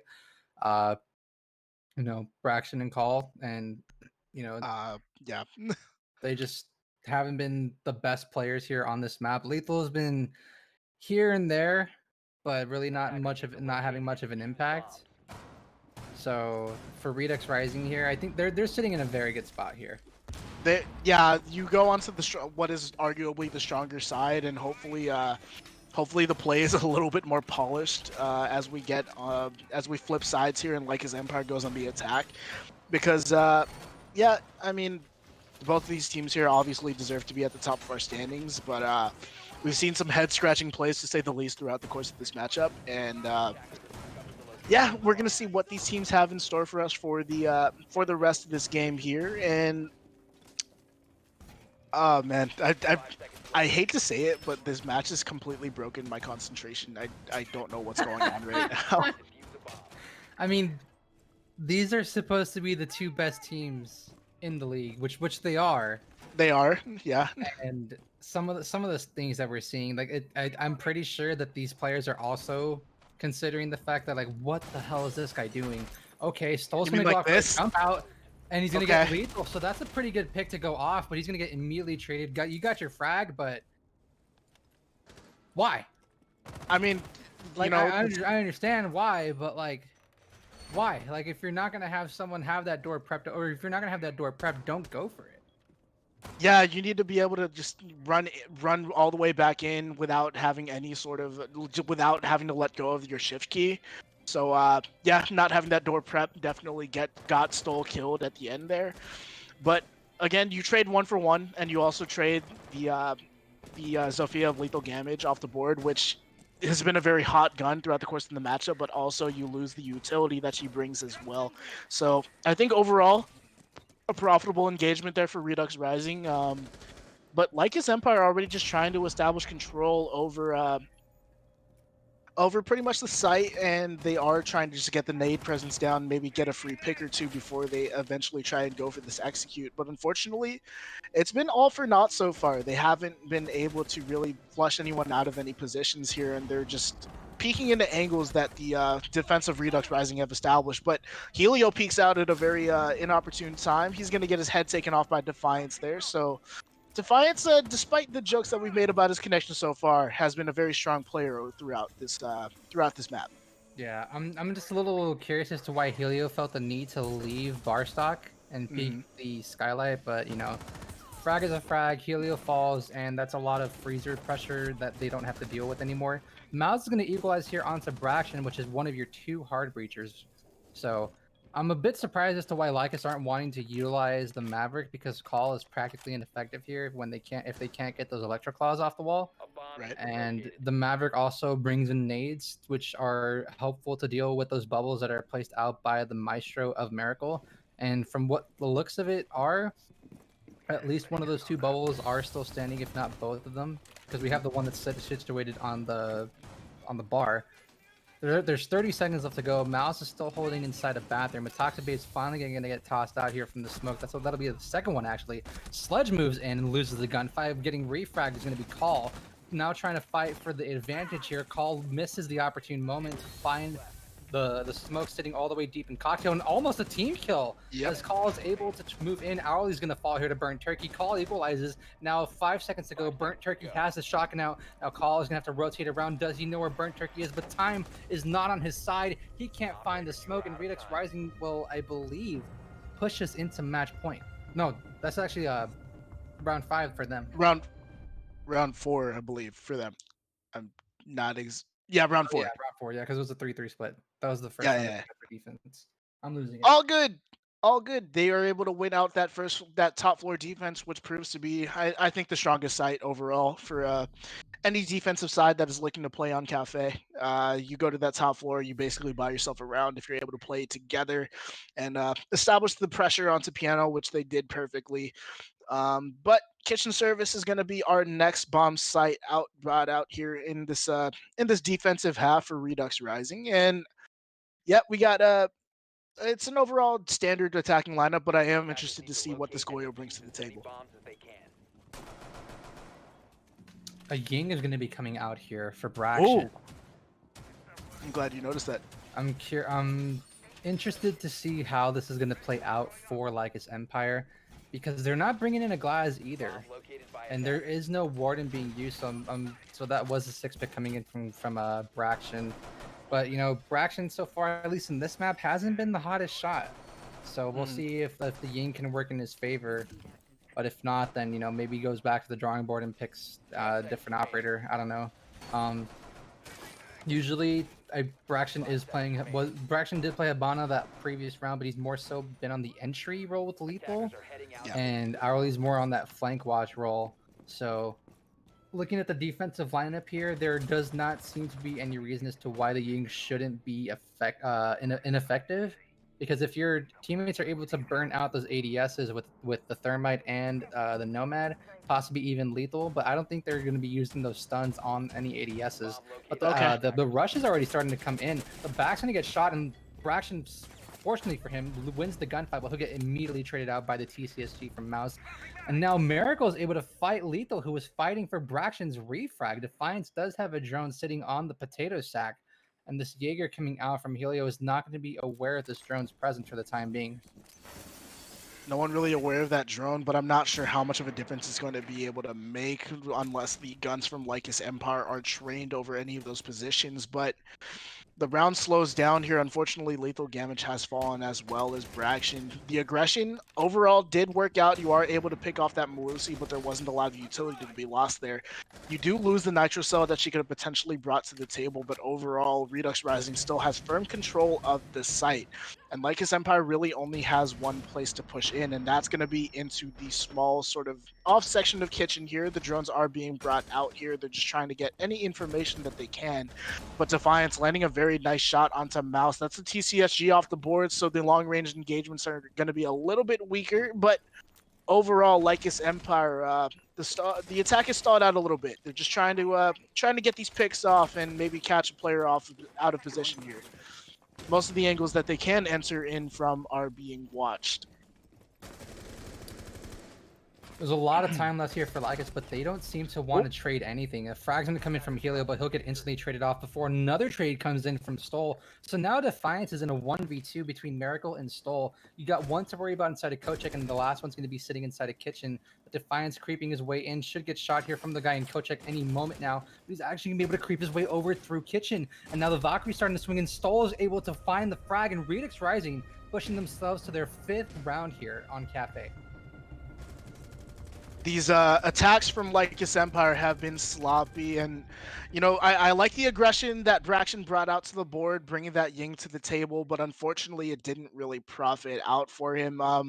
He was able to get the kill on Malusi, but as I mentioned, there's not a lot of utility to be lost there, especially when the side of Redux Rising still had... Overall, they just had a lot of control over the rest of the bomb site. Back up to Reading and Fireplace they're going to go, and yeah, that's the logical tertiary bomb site that you want to take here. But yeah, overall, I think Lycus Empire have a lot to polish up on their attacks. They've looked a little disjointed here, just kind of playing for themselves, trying to play for those picks. And meanwhile, the teamwork from Redux Rising has been overall effective. They've been able to refrag very effectively and also just win out the initial engagements as well. So yeah, Redux Rising looking very strong in this defensive half. I'm still questioning why Lycus are opting to just bring one hard breacher instead of 2. Yep. I mean, granted, depending on the bomb sites that you're going to, you don't really need that much hard breach potential. But in my honest opinion, I think they should just be bringing the Maverick, because Maverick brings nades, he brings the hard breach gadget, he's a 3-speed, he's got a fantastic gun with that M4.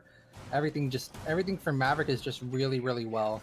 And Hibana, she's got limited ammo in those mags she has 20 compared to 30 that the rest of the hard breachers have. Yeah. And I think you just trade the Ying out for a Maverick, if anything. You bring both the Maverick and the Hibana, because Ace is banned and Thermite's not a wanted hard breacher. Despite Thermite's gadget being able to open up more, you get more out of the Maverick with the additional gas canister that he recently got added to him.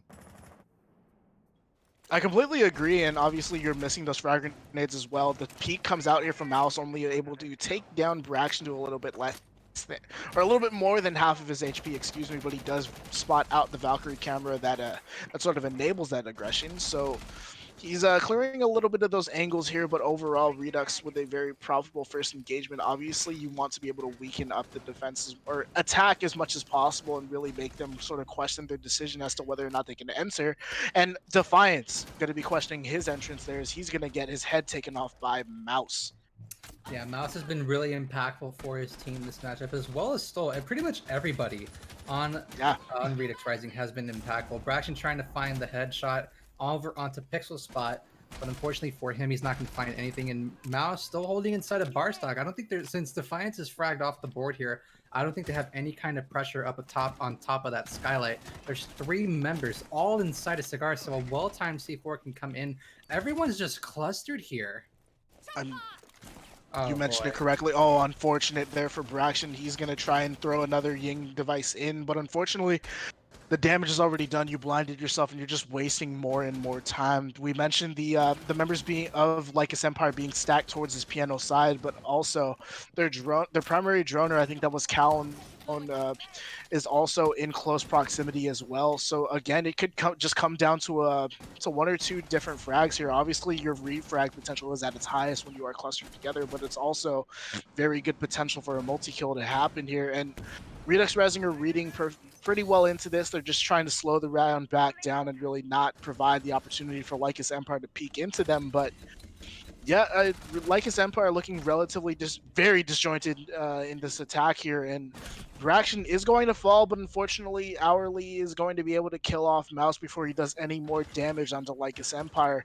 And 42 seconds remaining on the round here. The damage has already been done from the roam attack, and now it's really just going to come down to this whatever shell of an execute that Lycus Empire has remaining left in them. But we're seeing a little bit of an adjustment to the take being brought out here as Cal is going to opt to drop down towards Hell and try and they're going to go for a little bit more of a horizontal take, but that's going to get shut down by Helio, who shuts down Cal, and Hourly able to get the refrag onto Helio, but unfortunately I don't think Lycus Empire are going to be able to pull off this round here. It's a very tall task, especially when lethal damage is going to get followed, and Redux Rising in firm control of this matchup. They're on match point now. Yeah, like I mentioned before, you know, Redux Rising able to get 3 rounds pretty convincingly on their attacks for Kafe, and they switch over to the defense. And from what we saw on Consulate, their first 4 defenses were very, very, very solid. Now we move over into Kafe, and it's looking to be a repeat here. And if Lycus Empire can't get anything going in this round, then it's all done and dusted. They each take a win and pretty much just stay. They pretty much just stay on the same side of the leaderboard, except there'll only be a 1-point difference since Lycus Empire got a win in overtime. If you're Redux Rising, though, you want to close that gap as much as possible. And yeah, I mean, overall, Redux Rising has looked like the stronger side here on Kafe. The attacks from Lycus Empire have been very disjointed. They've been very disorganized, and yeah, they're really just trying to, flush people out. They're expecting Redux Rising's players to play a little bit more split and maybe a little bit further away from each other to allow that aggression to have any effect. But unfortunately, Redux Rising have been doing a very good job of playing together, and Lycus Empire have not had a very good response. But back to the top floor bomb site we go, and this could potentially be the nail in the coffin for Lycus Empire, who have been one of the biggest, one of the strongest sides here in SCS. But yeah, I mean, some question marks are definitely going to come out after this game. Yeah. So potentially this could be the final round for Lycus Empire, and they could be walking away with a win and a loss here. And as for Redux Rising, obviously the same thing if Redux Rising is able to win it out here on this map. But overall, the round differential would be going in favor of Redux Rising, given that it was an 8-6 scoreline on Consulate. And if it does end 7-3 here, then they end with a +3, I want to say, round differential. But yeah, or +2. Math is hard.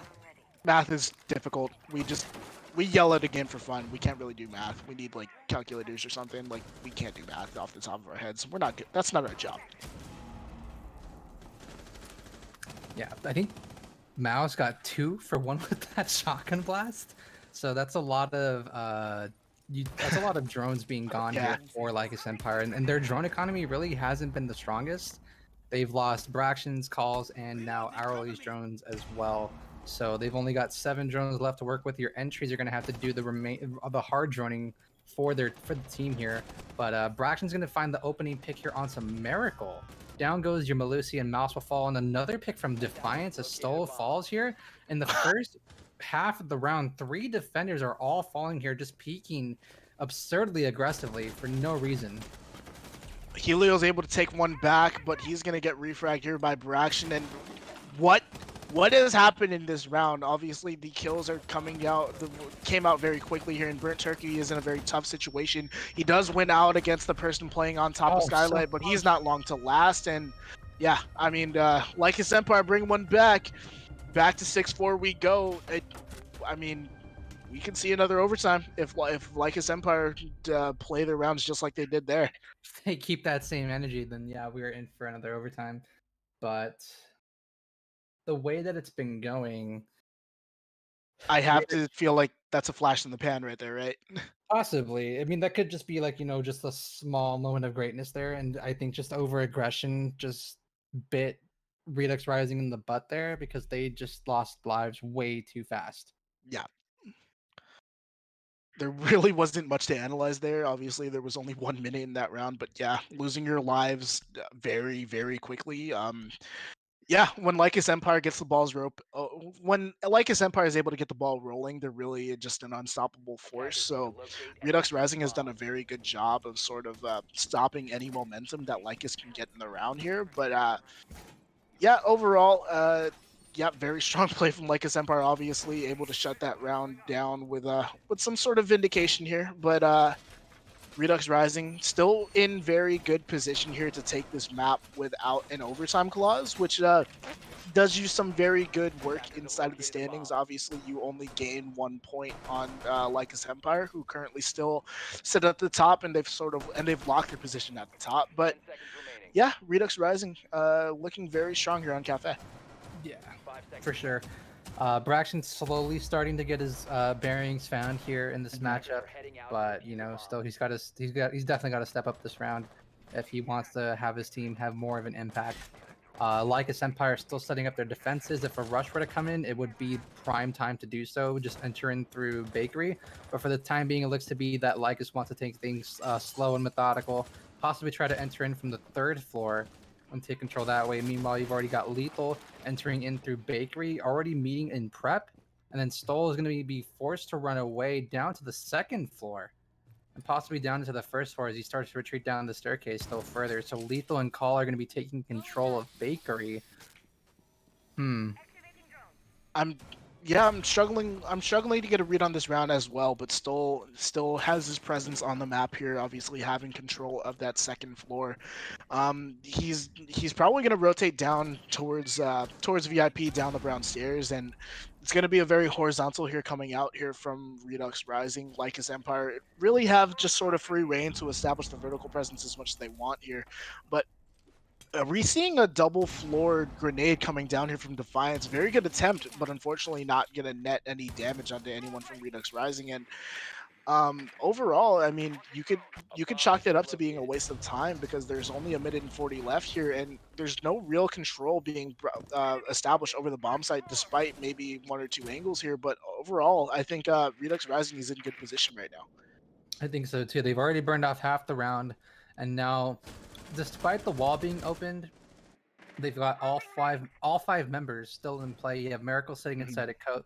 Your anchor is still sitting over inside of the site, and really your only avenues into the bomb site are just through kitchen and through the prep door and the window. So this crossfire is really going to be crucial for Miracle, depending on his current positioning. But he's going to be pressured from reception. So if he's gonna fall here to Lethal, who watches from kitchen. So that's a great early pick, and that's gonna take the crossfire out of play here. So with 47 seconds left to go, the Valkyrie of Stoll really needs to make this plan happen, and the C4 needs to get tossed out from someone that's gonna reach. It's gonna hit. That's going to be Nice. all falling down here. Stoll is able to equalize and actually take that advantage away from Lycus Empire before Defiance is able to equalize here yet again. And now Burnt Turkey still sitting over by Small. A great one-tap from Mouse before Defiance equalizes yet again. 24 seconds left to go. Defiance and Hourly trying to fight for their lives here. It's match point. Hourly falls to Mouse. TCSG in hand with a triple kill. All of a sudden, Defiance stares down the barrel of a 1v2 with 15 seconds. And Mouse with the 4K able to take care of Redux Rising. And that's going to be it here for Lycus Empire. Both these teams go 1-for-1, with Lycus Empire getting the victory inside of overtime. They earn themselves 2 points, while Redux Rising, while Redux You're Rising, they end up taking themselves 3 points convincingly here on Kafe. Yeah, convincing was definitely the word to say there, because Lycus Empire did not look in great control of the game at any sort of point here. But yeah, a look at the scoreline. Obviously, Defiance put in a little bit of work there. But yeah, overall, very strong play from Redux Rising. It was a 1-1 on the day for these teams, which I'm sure both of these teams, whether you are Lycus, whether you are Redux, whether you're a fan of either, you're not happy with this outcome. Obviously, you wanted to take away all of the points that you could have possibly gotten. But Uzu, I think you're taking control of the analyst desk here. So have fun. Chief is a good guy. Yeah. Yeah, Chief is fun. I like Chief. But It was, are we doing it the was fun interview right last now? movie, Or man. are we gonna do the analyst and then the interview? We We're get doing an interview interview? first? Oh, cool. I didn't think. Oh, man, I'm surprised we got an interview considering it is a 1-1. But I'm happy. I'm happy to be able to talk to one of these players. I'm wondering who we get on deck. It's going to be interesting to ask them some sort of any of the questions that we get. I'm assuming it might be someone from Redux Rising, considering that they had the better round differential. I don't know if Ferme can confirm that. Okay. Oh, so we're doing both? Okay. Oh, we're getting both. Oh, this is a treat. But yeah, as we wait for the interview here, obviously, we got our socials at the bottom of these caster cams. I'm Santos Cast. Go follow Uzu as well. But yeah, overall, very interesting game. I mean, we saw Lycus Empire able to take that first map off the skin of their teeth, but frankly, this isn't the Lycus Empire that we've come to expect, especially given their ranking. There were a lot of sloppy sort of instances there where they didn't really look like a top team. They looked like they had a bunch of stuff still to sort of polish up there. Meanwhile, Redux Rising showing that they belong at the top of our standings despite the forfeits to their name. Yeah. I think we're just waiting for the players to get into the voice channels and get in here, but actually they're all the way down below and there. But first one that we're going to be interviewing is going to be Miracle from Redux Rising. So Miracle, coming off of your victory on Kafe, you obviously bagged yourselves 3 points. Okay. So we're cutting to a break. Oh, okay, Jesus. So yeah, Miracle. So coming into this matchup, obviously, Consulates wasn't going into your favor. First off at hand, you guys are down 4-2, and then you come back and storm through the first 4 rounds of your defenses on Consulate, going up 6-4. I'm sorry, your attack 6-4, and then you end up losing the next 4 rounds. So, what really happened with the team's mentality on Consulate? So we're pretty new on Consulate. We just started picking it up a little bit probably last week. Mhm. So we don't have too much experience on it, but we still kind of have to work on some things as shown in the fucking game. But yeah, I don't really know what else to say.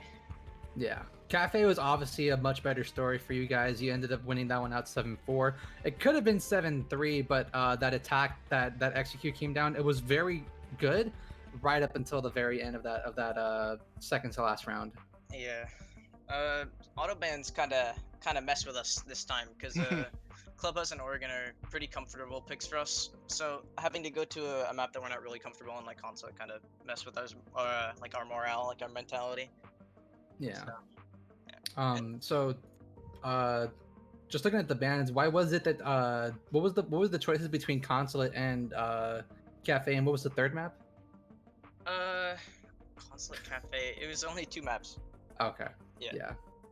But there was obviously a third map that could have been chosen, blocked out, I guess. But either way, you guys end up walking out of here with 4 points, if I'm not mistaken, and you only end up 1 point behind Lycus Empire. Yeah. Sucks that we're not like tied, but Consulate wasn't really our map. Lethal Gamage was kind of smoking the Redux pack the first map, so I don't really. Yeah, he really was. That Yeah. round. So especially that one round where it was the first round of overtime. Why was Lethal allowed to clutch? For what round? Sorry. It was the first round of overtime. Lethal got that 1v3, hopped out the window, impacts the shield, and just smokes the Hibana. Yeah, that was a Helio. really good play. That was pretty intelligent. Yeah. It was a hard gunfight for me to win just because the ARX and I just whiffed on him. Not gonna lie. And then Hibana just was too low to take that fight. He should have probably backed up a little bit, but it's fine. No, he was like 70 HP. He just got shot in the head. Yeah, he just got the impact kind of ripped him up, and then he just got slammed. Yeah. I don't know. Yeah, that was just a really good play from Lethal. I don't really know what else to say. Yeah. Well, if I'm not mistaken, I believe that's all the time that we've got for this interview. But congrats on your 1 of 2 victories here for tonight. Obviously, it sucks that you couldn't get out the 6 points, but it's better than nothing getting out with the win. So congrats on your win, and we'll see you guys next week. Happy Thanksgiving. Thank you guys. See ya. All right. Well, that was Miracle from Redux Rising, as we just interviewed him, and now we're going to be pulling in Braction, which I believe Santo, you want to go ahead and just do this interview since I did Miracle? I'll go for it. I'm also losing my voice just a little bit, but yeah, Braction, we are ready for you whenever you want to bring him in for me. Oh nope, he said 1 second. But yeah, I mean overall, Redux definitely was strong overall throughout that matchup. There are definitely some question marks from Lycus Empire, if we're gonna be completely honest, especially throughout Kafe. But Braction, I hate to get you after Kafe, but how you doing, my man? I'm doing good. How are you? I'm doing pretty good. Now, obviously, Consulate, you guys won it out in overtime off some very sick clutches from Lethal Gamage, and then obviously Kafe just didn't really go your way. I mean, what was Kafe like for you guys mentally? Obviously, it was a little bit of a struggle throughout that map, so maybe give us a little bit of insight as to how that went for you guys. Well, we haven't had Lethal. We haven't scrimmed as a 5 group since probably last Friday, because he's been openly trying out for a CL team. Right. So we haven't been scrimming. So going into the 2 games, not even just Kafe in general, I wasn't of the highest, because I just kind of knew we haven't lost a game yet. We're bound to lose eventually. We haven't been scrimming. So we were definitely due for mistakes, and we had a lot of mistakes on Kafe, a lot, and also on Consulate. I mean, overall, you guys still were able to take some rounds off and definitely just showed the strength of as a team. But yeah, you mentioned it, just some mistakes being made. Obviously, you mentioned the scrims not really being in your favor. So, but yeah, overall, I mean, you guys had a strong day overall. I mean, you mentioned it yourself. You guys were destined to lose, but unfortunately, at least you got it out of the way now and not when it fully matters. But Uzi, do you have any question? I'm kind of blanking here, unfortunately. Me? I mean, do you have a question? I'm blanking out. I don't want to yeah.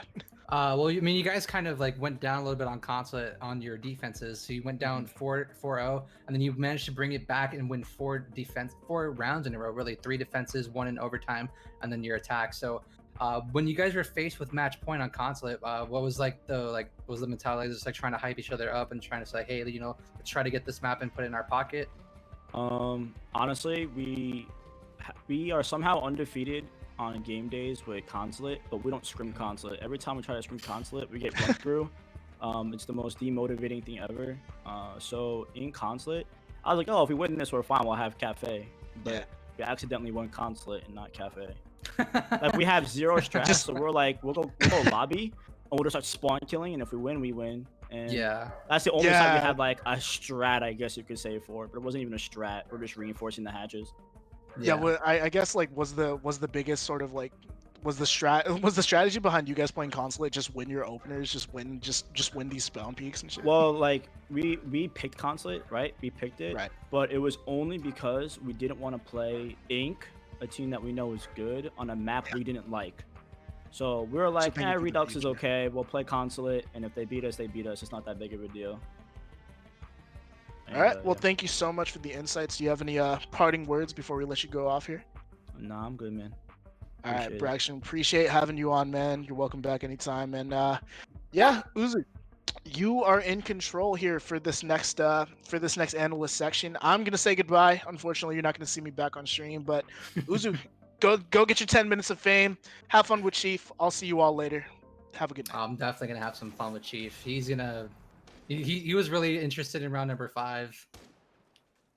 Oh yes, I round number 5, the Nook plays a sneaky beaky play going straight through prep. Something that you don't see every day, especially pushing through the Malusi Wubwubs. How on earth did Lycus Empire not hear the disco sound 5 meters away from their eardrums? Baffles me into oblivion. But Well, from what I noticed with Burnt Turkey, he was also creeping through barbed wire. But from what you could tell when we switched over to Burnt Turkey, he ended up creeping in on Hourly, who was on cams and trying to feed True. information, because the other 4 are all roaming and they're all trying to get them in. So yeah, just this sequence right here. He's creeping through at this part right here. Hourly is still on cams. He has no idea. Gets off cams, instantly shot in the head. Then that prompts Braxton to drop down the hatch and try to get the refrag, but Burnt Turkey's already aware of this. He hears them running from up above. Braxton drops below here, trying to give that in. Then, hey, they're watching it. Don't try to peek this. And then this round specifically should have gone in Redux Rising's favor.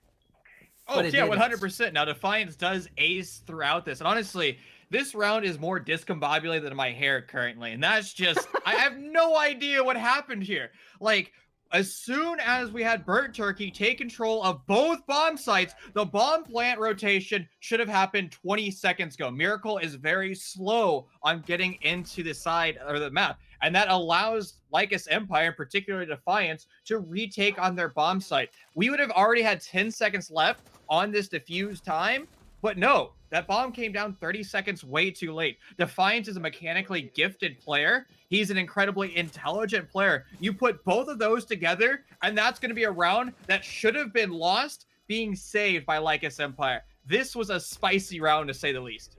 Yeah, this round definitely should have gone in Redux Rising's favor. And then that fight right there between Defiant, or no, really, this entire the round should have just been on lockdown, because it's the defenders who are having to entry into the bomb site. At that point, the attackers are playing defense, and they just lose their ones somehow, some way. They just lose everything and anything that could have gone wrong. Everything that could have gone wrong for Redux Rising there in the post plant happened. And honestly, we see a lot of teams in this league struggle in their post plants. I don't know if they're not coordinating amongst themselves, or some teams, like, they'll dry run their attacks. They know exactly how to execute, but then when the bomb goes down, they haven't actually ran through this in their head. Their IGL is either dead or quiet, and they don't know where they should be. And most bomb sites have something called a default plant, where the bomb is usually planted. So you should know more or less where your post plant's going to be. And the thing about post plants are you can never guarantee who's alive. Sometimes your entries are dead. Sometimes your support players are dead. But you should still have a basic understanding of where your crossfire should be and how you're going to be gauging into the defense. Because as you said, the defenders are technically on attack for 45 seconds. Very true, very true. And, everything that honestly could have gone wrong for Lycus, that happened as well. Braxton especially, just losing gunfights that he normally isn't used to losing, which kind of shocked me, just from my experience in casting him when he was on Shook Squad earlier this year. I was expecting a lot better performance from Lycus, and Lycus especially. I saw Arley's tweet not too long ago, but they played pretty sloppy, and I agreed. I have to agree with him. That's what he said, and I agree that they played pretty sloppily. Like this right here, this is not something that I expected from Lycus Empire. Like you don't normally have all 3 members just bundled up on each other, waiting, just praying for a C4 to just come flying through the hatch or through the floor, and then you just end up getting fried by a C4. And I think yesterday you were casting the surprise Valkyrie game where Nitrocells were flying up through that small, 1 meter hole that they make. And if that happened in this series, round number 9 would have been, a much faster demise for them. So, I mean, honestly, and utility consumption too for Lycus Empire, it just wasn't there. That one small Candela hitting the door frame, that would have changed the round. because the poor player in Pixel would have been milky white goodness for about 10 seconds, unable to do anything. But that one small little whiff changed the entire round because it forced a second Candela, and obviously nobody in their right mind is going to be still standing in Pixel after the first Candela misses, because you know for a fact there's a second one going to follow that up really quickly. And honestly, this whole round encapsulates that too, because you can see where Lycus Empire is pushing from, what they want to do, but it's just not coming together. And this is the first time I've really seen Lycus Empire play as individuals and not as their, cohesive 5-man stack, where it looks like we're seeing one team instead of, 5 people. Yeah, also, you were mentioning about the Candela being utilized on the second one. Still, from what I had noticed, even in the replay, that there's still ADSs like spinning around, so they still have some charges. So even if that second Candela does make it through, it still ends up just getting zapped up by the ADS. So that's pretty much ineffective in itself. And I'm really surprised as to why Lycus only was bringing continuously just one hard breacher. In my honest opinion, if Braxton would have traded out for the Maverick there, it just works out in spades for them, because he's got nades that he can bring. You're already bringing in throwables with the Nomad and the Hibana with those flashbangs, and then you also have lethal as well to burn out some utility as well, should he choose to do so with that lifeline. And then you have nades coming in from both the Maverick and the Sledge. So I don't know if, obviously, what Braxton mentioned earlier, he admitted that they hadn't been scrimming, that they hadn't been practicing all that much because Lethal had been going in for some CL offers, which I thought was the whole reason for this team, why they had dropped Search and why they had dropped, I can't remember, Beezer. Yeah, Beezer, because they wanted to make this team a CL caliber team, which is why they picked up Hourly, and it's why they picked up it's also why they picked up Hourly and Lethal. That's the only reason why they picked them up, is to go for CL. But with Braxton admitting that they were not really practicing, it's kind of make me wondering like what this team really is. And I don't know what the future of this team looks like since knowing that truth. And that's a great point. We don't know what really goes on, on the backside. I know this team is playing a lot of Siege because I see them in their streams. I'm playing ranked with them, so obviously they're touching this game, so they have time to, scrim with each other. But we've also heard, and we've had this in T2 levels, where instead of scrimming, they like to play Destiny, and sometimes Destiny is the best scrim available. As we all know, it's same with Osu? What is it called? Thank you, yeah. But nonetheless, it was a great round from Lycus Empire, right? We see them actually participate in their team. They coordinate, they synergize, and they execute. And they bully Redux Rising. If they were able to basically manifest that, and every single round they played hereafter, it would have looked completely different. Sadly, they just didn't have that energy through the entire game. And as you're highlighting, Braxton said they were just skipping some steps, and I'll just write that off as just a step that was skipped. Yeah. That Consulate game honestly could have gone in Redux Rising's favor had they just been able to string together just a couple more defensive rounds, but obviously defense was not their strong suit.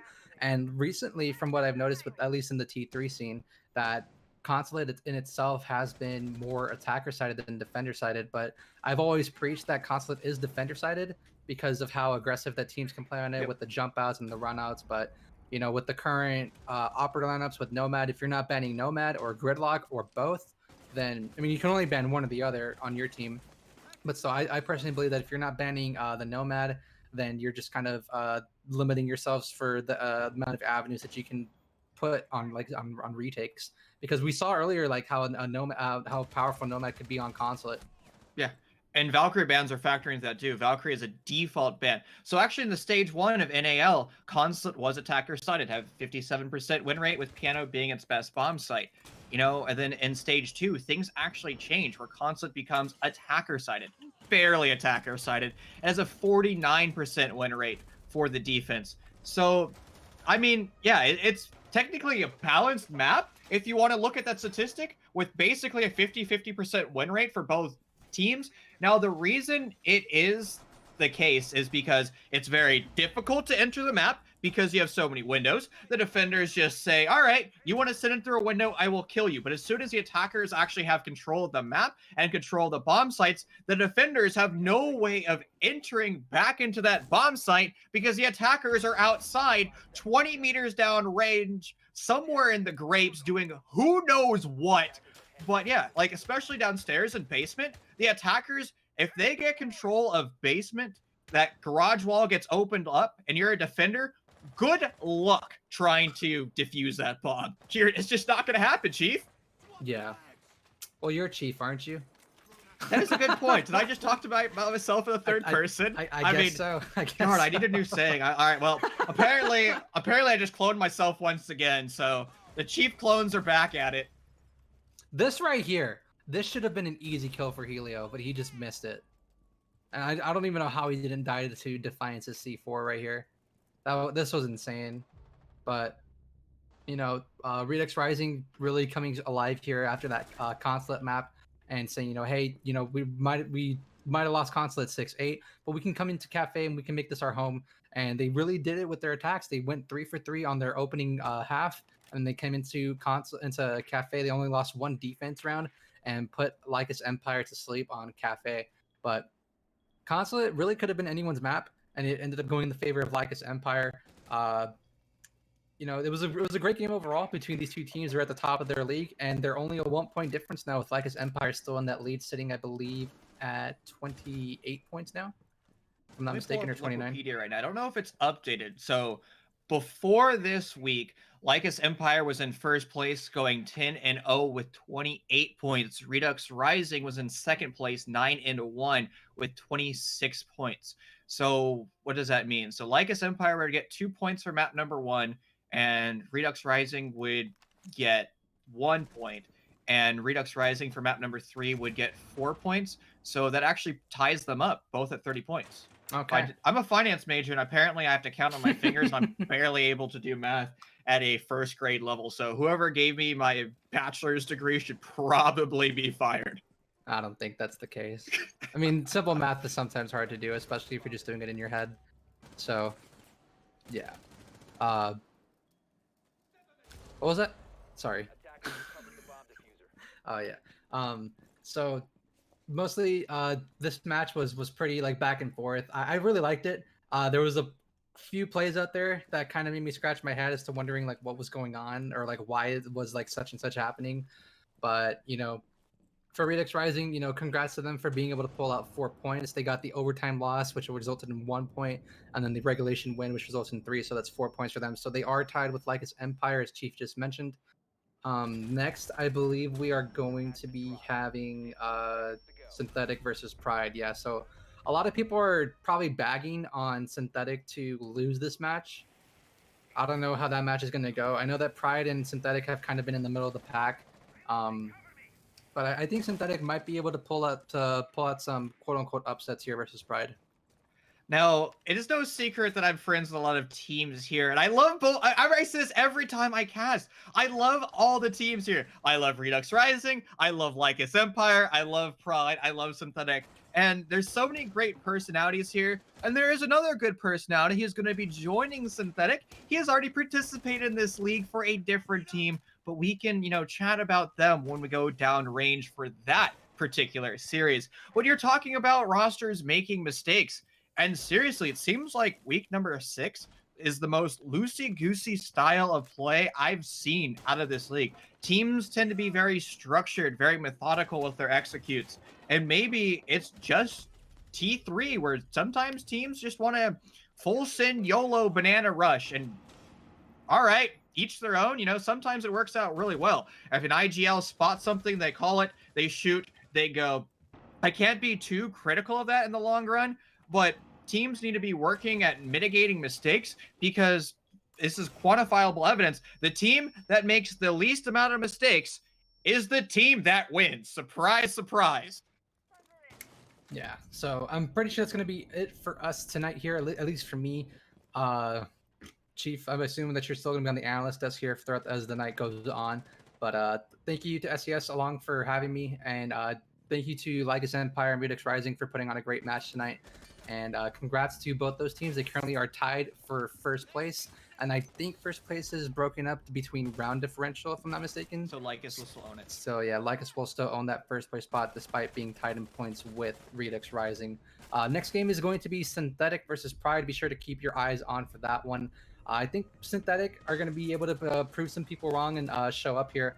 So we'll keep an eye on those guys as well. We'll go ahead and move on to Synthetic versus Pride in just a few moments, and we'll cut to a quick break.